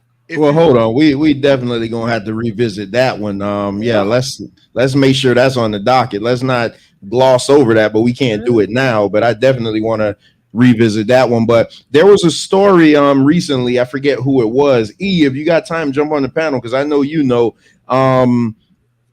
where certain college coaches only recruited in certain areas, and they recruited certain positions from single parent households. Of course, it's like they were targeting certain parents, and that's why I thought about it. Like, when you look on draft day, like I'm literally looking at there, and I'm like, damn, every time a Black kid gets drafted, it's just his mom there. But then when these white kids get drafted, they're in a thing with all their mom, their dad, their like the symbolism is terrible, and nobody ever wants to point it out. So I got one question with that. Do you think so? What if the dad? Okay, obviously the dad isn't around. Do you think the dad deserves to share that moment if he was there, if he wasn't in their life? Yeah, I personally think that well, even going back to what I brought up, Ja Morant. Now, that was one of the exceptions, because his father was actually the one that came up with him, Ja Morant, when he got drafted. But other than that, you see, like, the draft is very it's almost like with the white family, it's just about football. Like, okay, I have a talented young man that's making it to the NFL. We're celebrating because he was successful at this particular sport. With the Black people, it's almost like a feel-good story. You know what I'm saying? They'll do the background like he comes from the slums of New Orleans, and you know, we didn't have running water, and we I was able, you know, he didn't have running water, but I still paid for his cleats because remember Allen Iverson mom literally said we had to get the electric cut off because I had to pay for his sneakers. This is what Allen Iverson mom said. So, it's always like this backstory of the single mom struggling, and she was pushing and made her young man get good at this sport, and she was there, and now he made it to the NFL, and he's going to get this money, and he's going to make her life better. You know what I'm saying? So it's always that kind of back narrative. Now, now it's a tradition because when you read like the slave narratives, right? It would be like the master, he would go to the woman to see what's going on with the plantation. You know what I'm saying? With, what's going on with the women, what's going on with the men, who's doing what over here, who's better at the field hands, and who's better. They would go to the women to confer, and have that conversation with, because they didn't want to give the male authority. It was almost like a form of castration. Because it's like mentally, it was like psychological. Like, we're not going to even go to you because you're supposed to be the leader, but you're not the leader. I'm going to go to your woman. I'm going to talk to your woman about what's going on the plantation. So it's almost like a reflection of. Because he used to sleep with her at night. That's why he used to. I was thinking the same thing. Yeah. It was a movie. I forget the name of that movie, but anyway, that's 12 years of slave. Yeah, they was literally like laying in the bed together while she was, having a conversation about what was going on the plantation. But like, so it's almost like a reflection of that to a certain degree. You know what I'm saying? There's like an element of that there, and you see that it's at times it's emotional. I think with the first round draft pick of this year in the NFL, the guy was up there crying. He started crying, and it was just like, almost like, it was like, he made it. Yeah, he finally made it. Like, you know what I'm saying? Like, it was almost like he met God or something. But so it's, everybody notices that. You know what I noticed? I noticed that when they get up there to see Goodell, all the black dudes got a little shuck and jive hand clap. Yeah. You know why? Because to the white guys, it's a business. This is the next level of my business. I'm going to get this. They're getting seed money in the form of a contract. To these black kids, this is it. I done got my whole hood up. There's a parade in my city. Yeah, all that foolishness.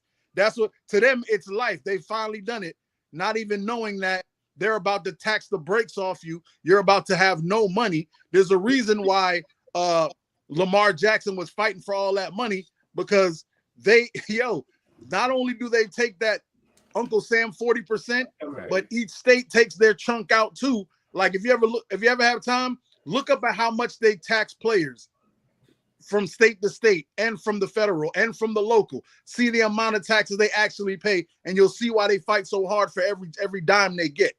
But it's just it's pathetic. To the white, I see the white players, they're like this. That's why they're able to quit. If you ever notice, white players are able to retire faster. They're able to. Okay, Andrew Luck. You feel me? I did my time. Yeah. Andrew Luck walked away. Just walked away. And what do you see? You see players like LT holding on till it's over. I can't leave. I gotta keep going because they lost all their money, and they're gonna lose all their money tricking off on drugs and on women and on alcohol. Them white dudes got businesses they starting in the background after they retire. All right, real quick. Now go finish your last thought. It's sad to me, and that's why we need men there, man. There's got to be a guy there to say, hey, let me look at Gronk. Gronk's the biggest idiot I've ever met. He ain't spent one NFL check yet. You telling me his parents ain't teach him something? Yeah. Real quick, E just joined the panel, so before I move on, what's up, man?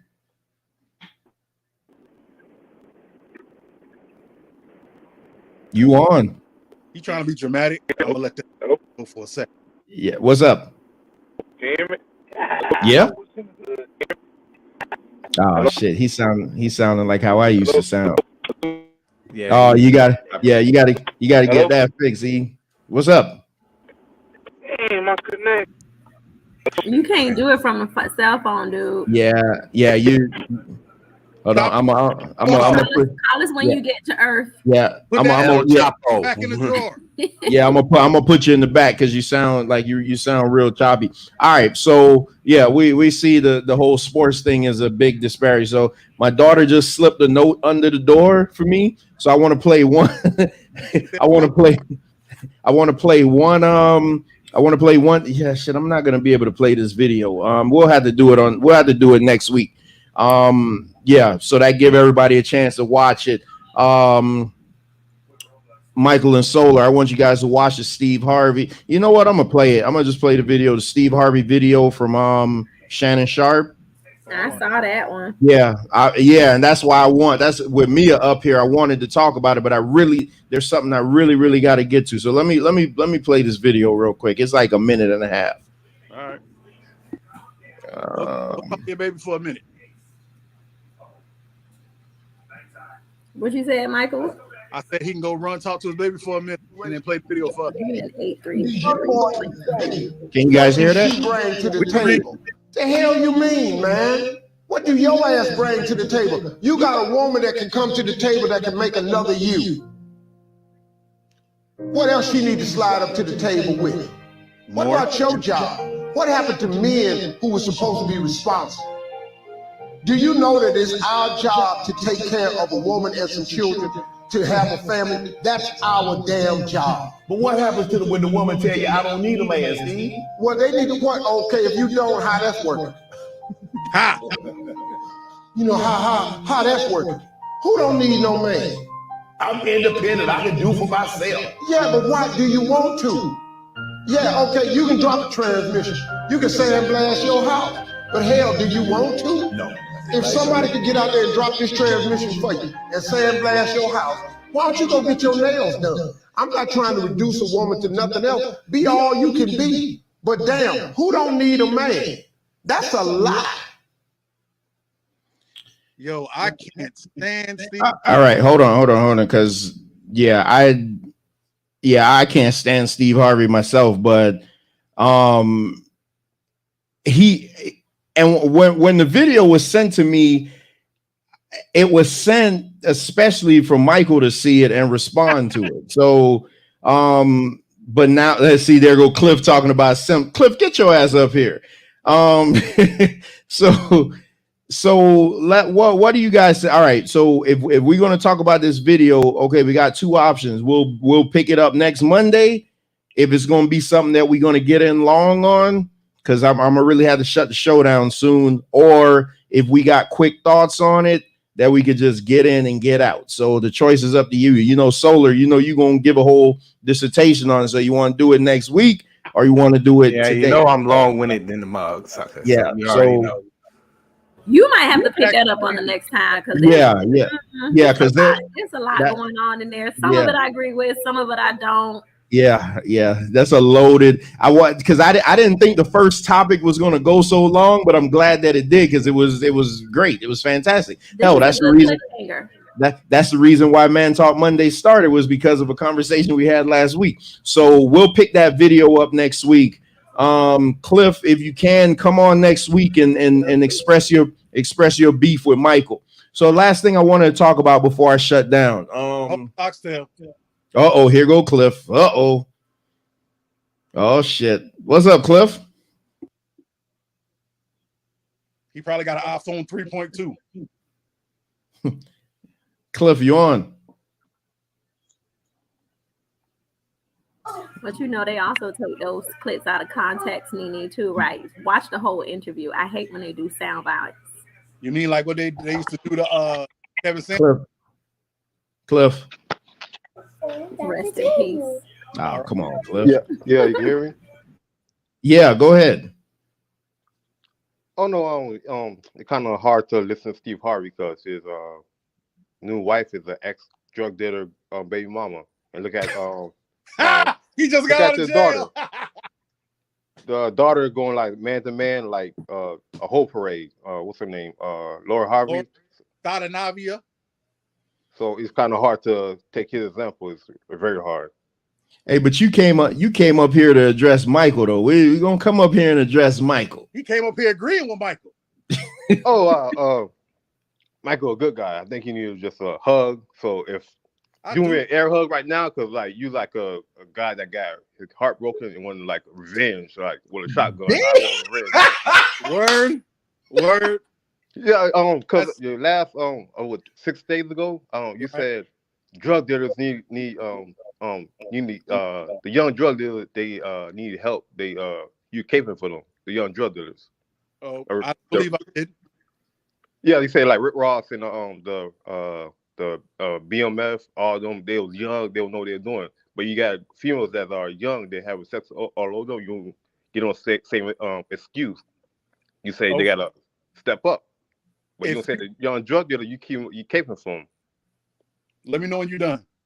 Oh, I'm done. Wait, hold on 1 second. In case you guys don't know what he's talking about, last week me, Michael, and Solar were on, and we got into this fantastic conversation, and then Michael start talking about drug dealers like being young and stuff like that, saying that they were basically kids. There's a point in the video, if you go back to the last video, the open discussion, it was done 6 days ago at the 1 hour 39-minute mark. You'll even hear me ask Michael, I was like, wait a minute, are you absolving them? But he clarified. But then today, Cliff sent me a message and was like, hey, Michael is hard on women, but he's giving the drug dealers the pass. Like, what's up? So I told him, hey, Michael will be on today. You want to holler at him, come holler at him. And I welcome all the hollering and all the beef. I take it in Oxtail form if you got it. First off, it's showing me that you only listen to a piece of it, because if you listen to the entirety, you'd have seen that not only was I not the person that brought up drug dealers, I wasn't, somebody else did. Solar brought him up. We were also talking about the age of people. We were talking about youth. And if I can't hold young women accountable for the foolishness that they do, I have to look at drug dealer men the same way, because they're all young too. They're all young too. Now, if we can look at women and say they out here doing they thotty worst, but they're young, they're gonna learn. I gotta look the same. And I said I don't give them any bail. I'm just saying I understand. But what they're doing is still wrong. I'm not caping for any of them. You know, selling drugs is wrong, but if you're at the age where your mind, science has told us your mind isn't developed until you're what, 25, 27, something like that. These people 17. 30. See, oh, sorry. Thank you, Doc. Thank No, you, Doc. I'm just kidding. It's not 30. It's not 30. Doc in my back pocket. They not even developed till 30. It's not 30. I'm kidding. I ain't mad at you. That means all of these rappers, all of these football players that people are holding up and saying they're role models. Charles Barkley, when he was getting doo-dooed on, and they were like, you're nothing, Charles. You're supposed to be a role model. They were all under that age. They were all still in the mind of a child. They all still doing the stupidness. They all still running around with unregistered weapons, doing foolishness instead of buying security. They all still doing that because in their mind, they're invincible. That's what I said. Now, let me say this, and so it's clear to everybody. I'm not hard on women. I'm hard on everybody, myself included. I'm hard on everyone. If we have a conversation one day and it's just about what Michael did wrong, I guarantee you I'll be the person to shit on me more than anybody else, because I know more about me than you do. All you guys know is that you think I need a hug and you think I'm hurt. Man, please. The only woman that could hurt me is just got a divorce and got 5 kids, and she ain't worried about me and I ain't worried about her. You feel me? Don't know. I don't need a hug unless somebody trying to do something. Like we can go to Bahama Breeze or something, get some dinner. I'm with that. But trust me, your boy ain't hurt. I'm not out here crying. I could use a woman, but only if it's gonna work. But that's it. I'm fine. I hope you're having a good day. But now back to what I was saying, because I don't really care about y'all talking about I'm hurt. People have to realize that life has consequences. Okay, just because you're young doesn't absolve you, but it's a reason.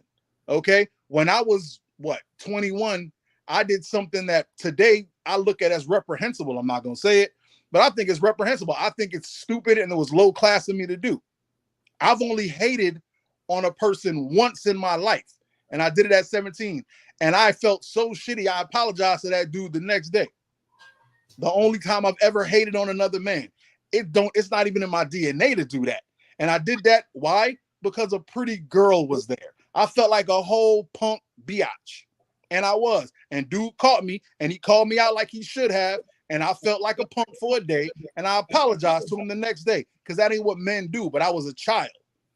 If I saw homeboy today, I doubt he would bring it up. But it still happened. So you get to talk about it. If these girls get to run around and I can see your drawers from across the street, or you wearing pants but your bottom of your booty cheek hanging out, I get to say something about it. Just like when we see boys walking around with their drawers out, I get to say something about it. That don't make me hard on people. That make me a truth teller. And I'll tell the truth till I die. Because that's all I got, bro. And if the truth means I need a hug, I'll take all of them. I'll take Cash App too, but a hug nice. You know what I mean? All right, Mike, let him respond, because I really got to close out. He don't want to respond. Cliff, you gonna let him punk you like that? Oh no, he still caping, because like I said, if somebody they haven't, all these drug dealers, they haven't say, oh, I'm sorry, go to the rehab place and make up for their mistakes. Like you said, you know what your mistake was when you were 17, and not one drug dealer went over there to the rehab trying to make up the mistake for the community. They just show their fame, sell TV, sell book, and then haul ass. Because they're in jail or dead. Rick Ross, the real drug dealers he's on are interview. in jail or dead. Rick Ross and BMF, they still alive. The one BMF dude's still in jail. The brother's out. All of them is out. No, he's not. He's in jail. Big Meech is still in jail. The dude, Larry Hoover, still in jail. The dude who started the Crips, still in jail. I'm saying when they get the money, they don't think about it. Go back to the good. The one that's most of when they do it when they on their deathbed, when they about to get death row. Because they get the money when they're children. We just established that they get the money as children. They don't come out of jail rich. You think Nikki Barnes came out of jail rich? You think? Come on, bro. Really? No, everybody had a choice as a kid. Any one of us could sell drugs. We don't want to sell drugs to our people. I agree. But they give a choice. They see the drugs. They see the van. So they scam their own people, kill their own community. They don't give a damn. So they keep going forward. I agree. So any of the drug dealers, I don't give a damn about. I wish they all died. Even though they were 17, they're still doing it. Have $1 million selling drugs. I still wish death on them. They shouldn't be doing that. I think you've just established, sir, that you are the person that needs a hug. I'm hugging for my community, to save my community. You can't hug for the community if you wish death on part of it. That ain't how it works, bro. If they kill my community, what I'm supposed to be happy for them? I didn't tell you to be happy. See, you arguing like a girl. Just because I said A doesn't mean I mean B. You just said. Just because I said you can't hate them doesn't mean that I said to love them. That ain't how it works. I think I got one option, sir. I think we got the next debate right here. He's one with me because I backs mine up. Hey, listen. Okay. Cliff, you available next Monday? No, he gonna go tuck up and wait for a hug. I got work. Well, I try to fit the schedule in. Yeah, I'm gonna try to start earlier next week. I'm gonna try to start at 6, man, because it's getting too late, and I try to be out there to watch wrestling with my daughter, man. So E, I know you tried to get on, and you were having a lot of problems. I didn't realize you were in the back chat for so long, but hell, Ricardo, everybody that's in the chat, Tequila. Hey, man, this has been a tremendous panel, man. Dr. Mia, thank you for jumping on. Hey, Solar, man, see, we got something, man. You got to get Hey, oh, my bad. Mike, did you ever contact me? Did you ever send me an email? Yep, with my number in it. You ain't hit me back. I got you. I'll find it and I'll contact you. That's my bad. I didn't take no offense. Somebody's mic. Is that me? That's me. I'm gonna go ahead and drop off. I want to see the round 2 between Mike and the other brother. What's the brother? Oh, name? Cliff. Yeah. No, it's a 2 minute. Yeah. Y'all get it in. You know what I'm saying?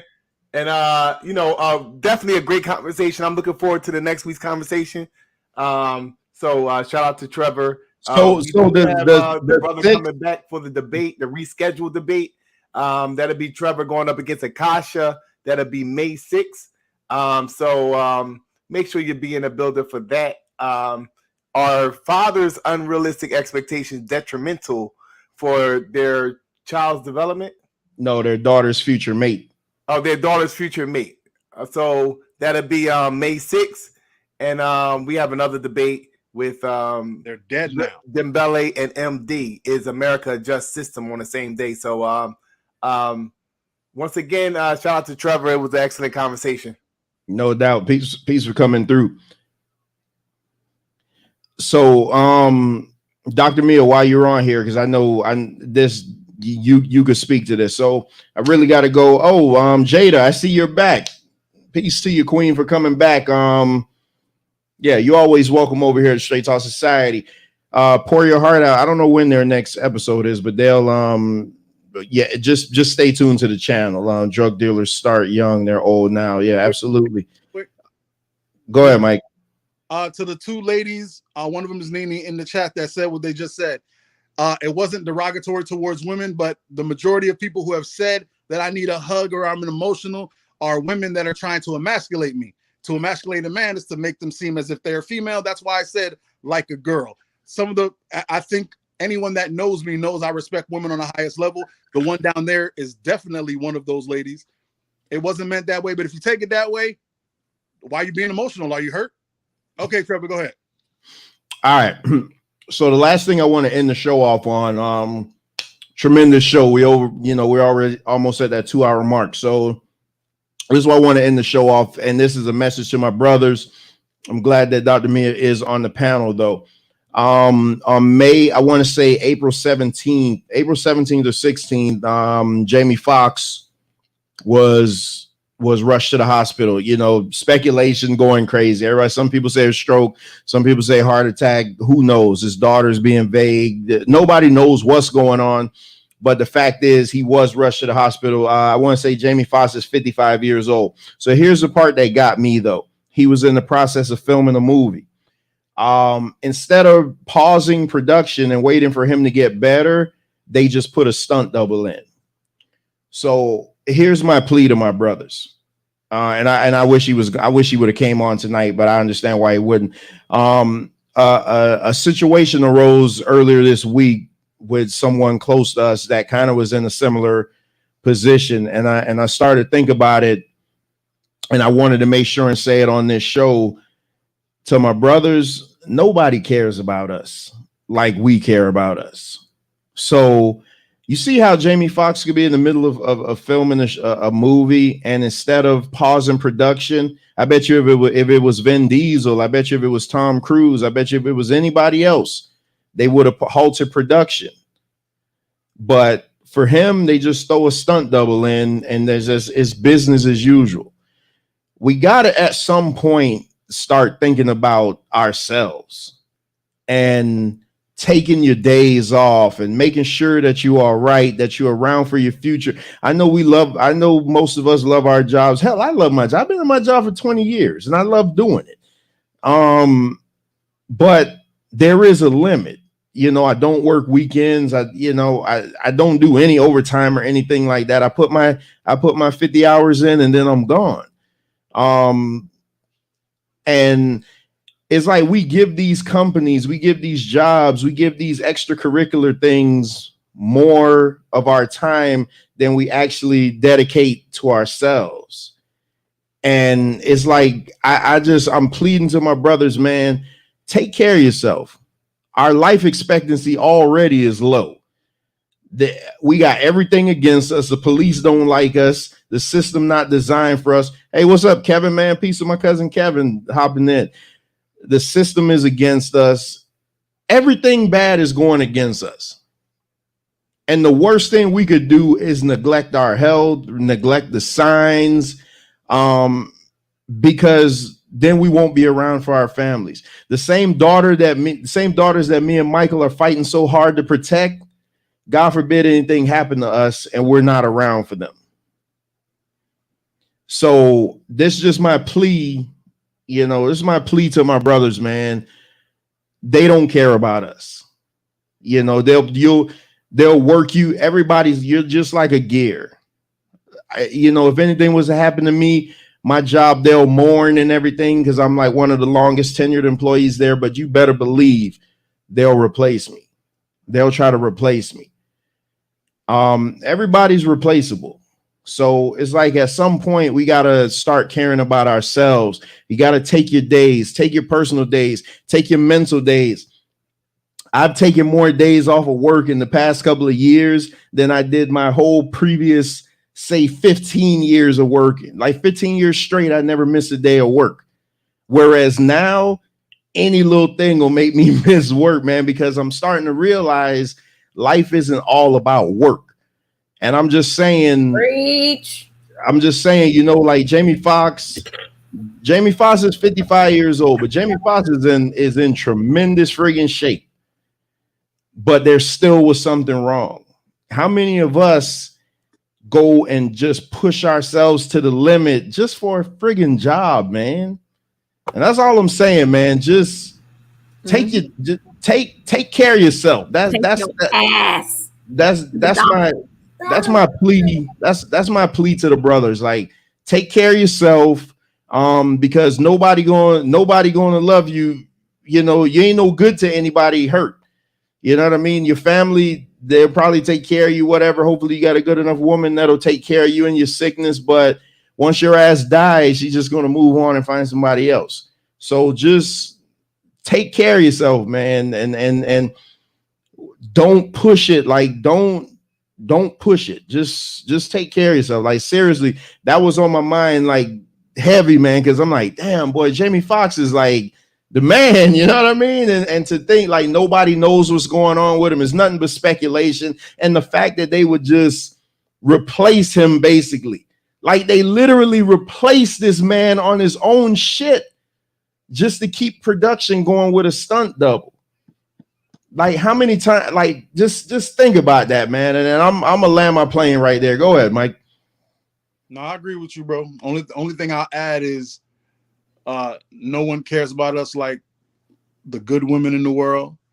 I would like them to know that I appreciate you all, the ones that I've been romantic with and the ones that I haven't been, the ones that are just friends, the ones that care about me, even when I don't care about myself enough. I love all y'all, and I wish y'all the best. Take care of yourselves. Take care of each other. I love both of you, even though your hair's shiny. Yeah, I'm just for the beard. God damn it. The average life expectancy for Black men is 72 and a half years old. I'm not gonna make it. And so when you think about the fact that we are losing them on the front end and the back end, that speaks to the absences in the households also. You know, I'm gonna throw that in there. Of how we are losing our men on the front and back end, and how important it is for us to change the messaging that work does not validate you. And unfortunately, that is what they have been taught. And society has reiterated that your job defines you and it validates you as a man, and showing up there every day is more valuable than showing up for your family. Because at the end of the day, like you said, Trevor, your job is not going to wipe your butt. They're not going to hold your hands. They're not going to wipe your tears from your eyes. They are not going to do any of that. But when I tell you, half the men that I see in my practice, I have to remind them of that the reason that you do everything and that you go to work is to sustain your family. So if you're not there, what is the point? And yes, Jada, they hate hearing about them colonoscopy. Oh, ain't nobody gonna stick their finger in my ass. That don't have nothing to do with the fact that you can have colon cancer.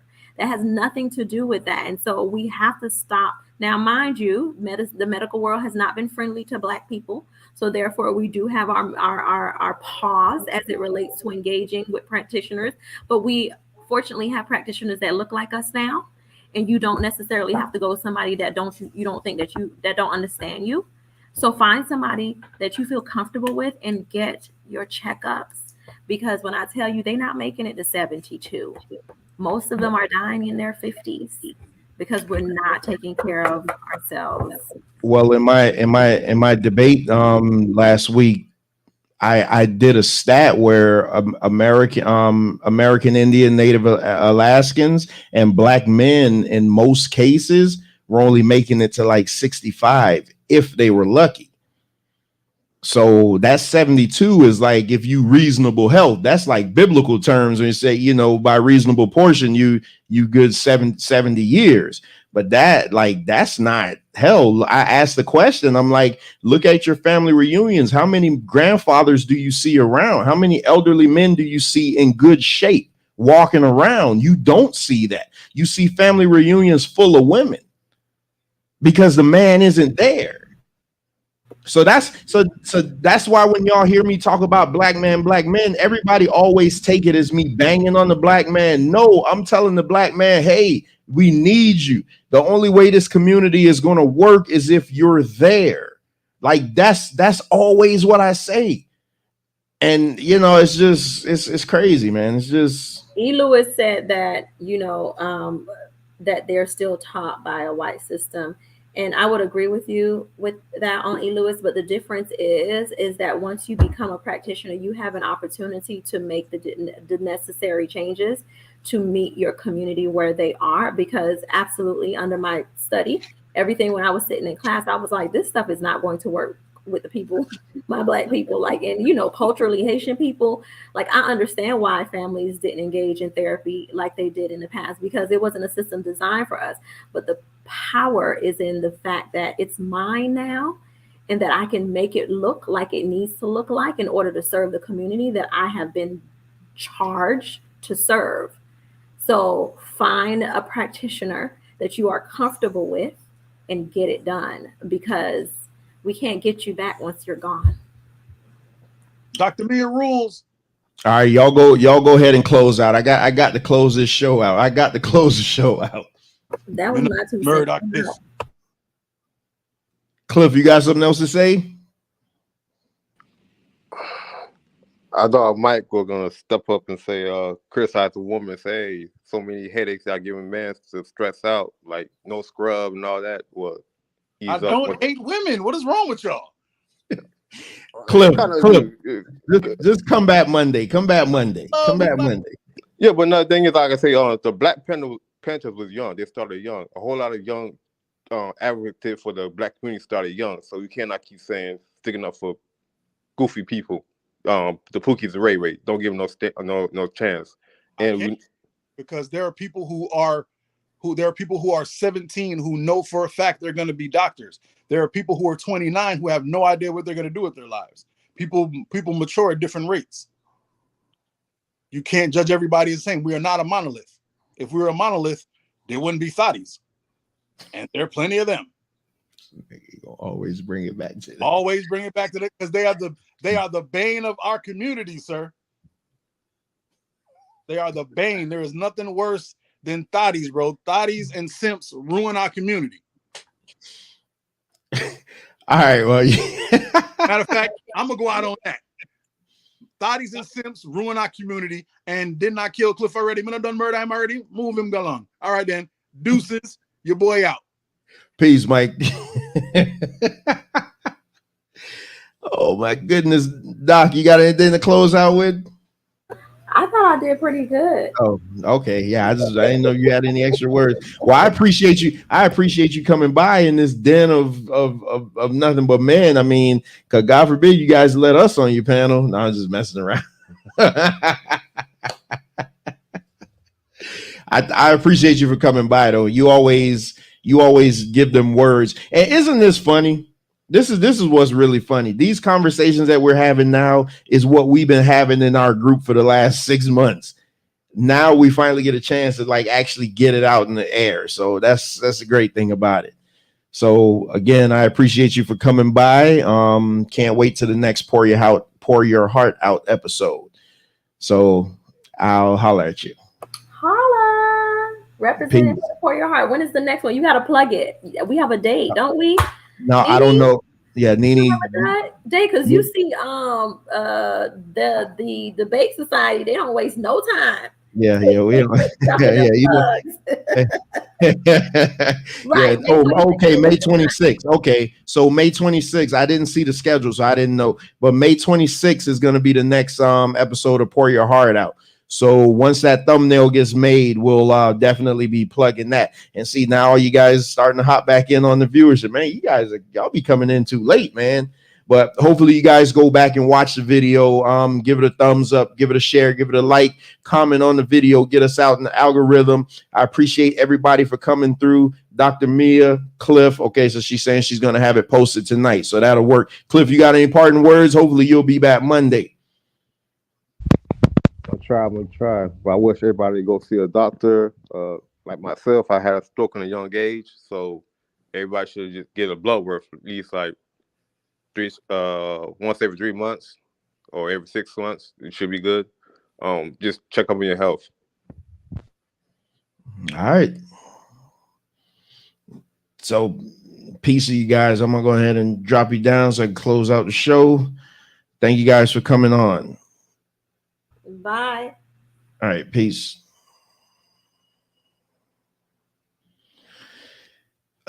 Well, Straight Talk Society.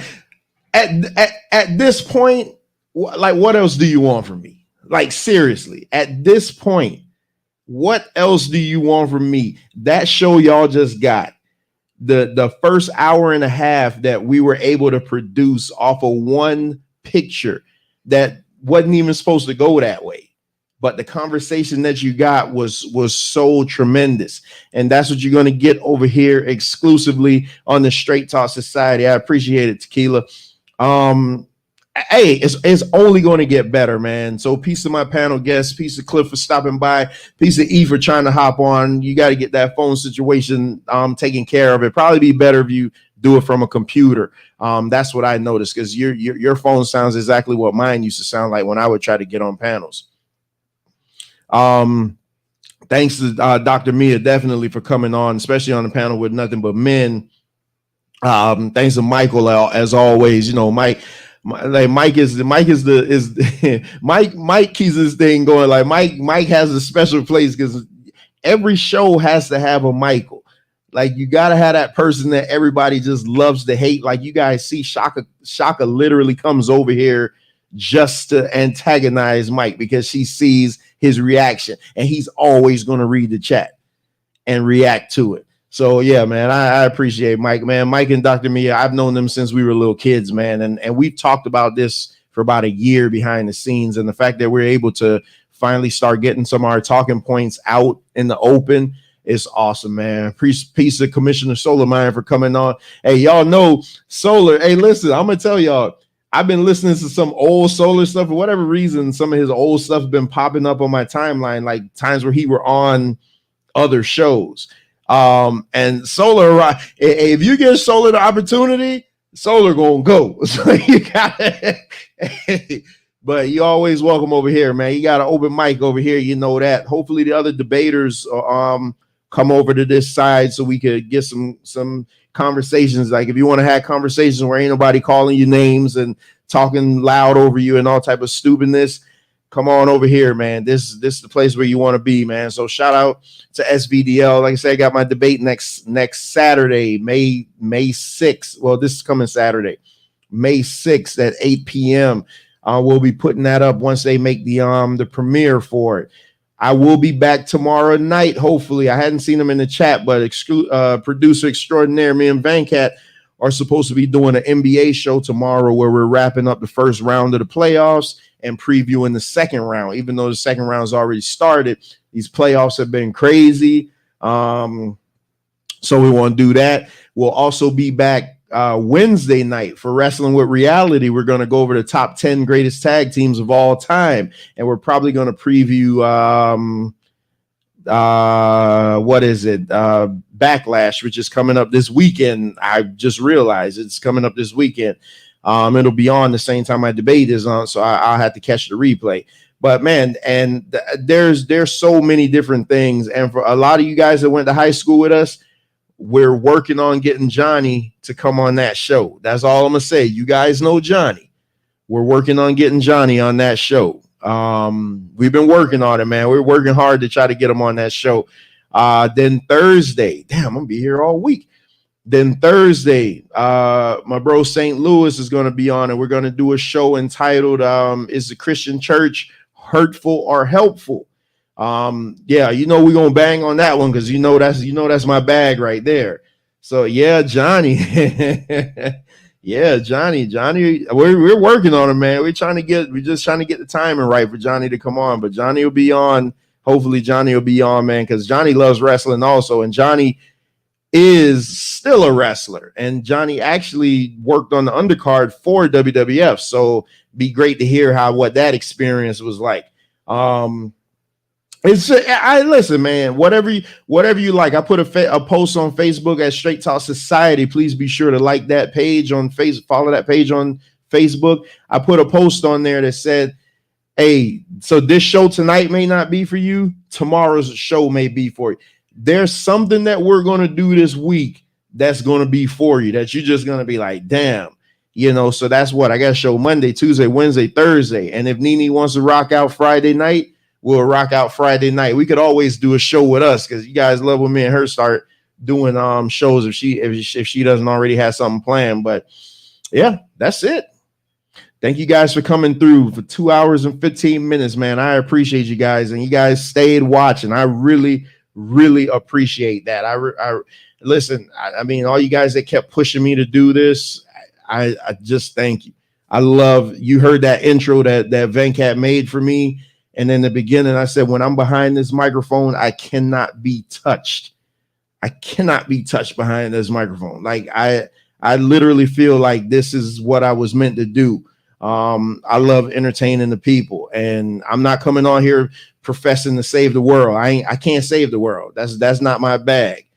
But what I can do is take you away from reality for a little bit, give you some things to think about, give you some interesting conversation to go home and think about, and stir some stimulating conversation, and just take your mind away from. Sometimes people come home and they're all pissed off and everything.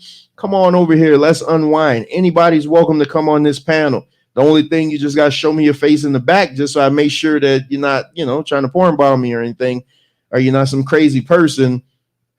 But yeah, peace, Kevin. Yeah, Kevin, you got a lot of shows to catch up on, cuz we've been dropping shows left and right over here. Listen, I have been better with posting the podcast, but what I've been doing for the podcast, all the podcasts now come from the YouTube show. So what I've been doing is basically posting shorter versions of the YouTube show on the podcast in order to drive you back to the YouTube show. And you also could watch over on Straight Talk Society. I talk a lot with my hands on Facebook, and now you guys are coming in watching again. Man, I got to go. The little one wants to watch wrestling, man. I got to go. I wish I could show you all the notes she slipped under the door for me. I think that's all the plugs. Yeah, I got my debate this Saturday, my last debate to get into the playoffs. So playoffs start soon. I got to get this debate out of the way, and then I'm eligible for the playoffs. So, and I'm also in the running for the Rookie of the Year. So we got to, you know what I mean? We got to get this thing going, man. Straight Talk Society is where it's at. Ain't no drama over here. Ain't no beef. Come on and get your shit off. Kevin, whenever you're ready, you got an open mic over here because me and you did 2 shows. Okay, good. So tax season is over. So I'm going to try this month. Yeah, because me and you, your show still, the show that me and you did still ranks in the top 5 ever of all my podcast shows, all 60 episodes. I've done 63 podcast shows, and yours is still in the top 5, the first one that we did. So we could always run that one back. That I would love to run that back on YouTube. You don't have to turn your camera on. I know you don't really care about doing that, but we could run that. Because in the live setting, I feel like I was just born to be here. You know what I mean? So ain't nobody gonna mess with you over here. We don't allow that shit over here. Nene mods this chat real good. I'm gonna start giving out wrenches now. I know people, because currently I think I've only got like 4 people with wrenches, but I'm gonna start giving out wrenches now. So when these crazy people come in, you guys just boot them out. Don't give them any chance. Don't time them out. Just boot them completely out. We don't need that over here. We don't want that over here. This is a totally different thing. Why we not a part of any sector. This is just us. This is Straight Talk Society. We do our own thing. I don't need any drama and none of that other bullshit that everybody else does. We do our own thing over here. So with that being said, I leave you with these words.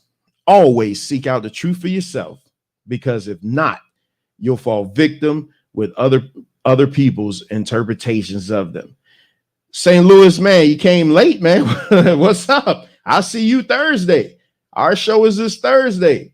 So, Angel Snuff, come on, Angel Snuffing up, you coming late. Now all y'all coming over here. We just dropped that banger of a show. Y'all won't let me go now. Angel, me and you, we still got to talk, man. So listen, I really got to go though. I gotta go spend some time with the little one before she goes to sleep. So peace to everybody. I'll be back tomorrow with Venkat. Hopefully, we haven't confirmed it yet. We just kind of talked about it yesterday. So we may be back tomorrow for the NBA show. We'll definitely be back Wednesday for the wrestling show. And I'll definitely have St. Louis on this Thursday. The Christian church, hurtful or helpful? And Nene just confirmed that she'll be willing to do a show Friday night. So there you go. Every day of the week is going to be Straight Talk Society. This is where you want to be at. So you guys enjoy this video that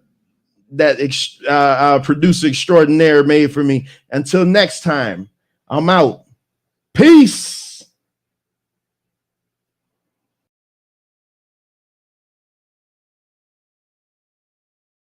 And I feel like whenever I'm behind this microphone, I am at my absolute best, and I cannot be touched.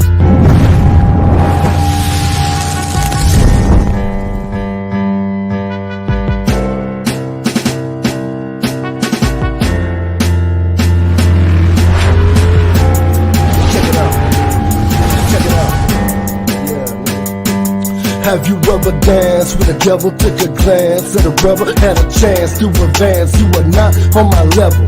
You are not my equal. I can pose another sequel. Those that do oppose, I will expose and leave you see with the spines in my eye. Recognize me as a legend. Refuse to cry a Johnson. Well, Straight Talk Society, there you have it again. Another banger from yours truly, Mr. Straight Talk. Always seek out the truth for yourself, because if not, you'll fall victim to other people's interpretations of them.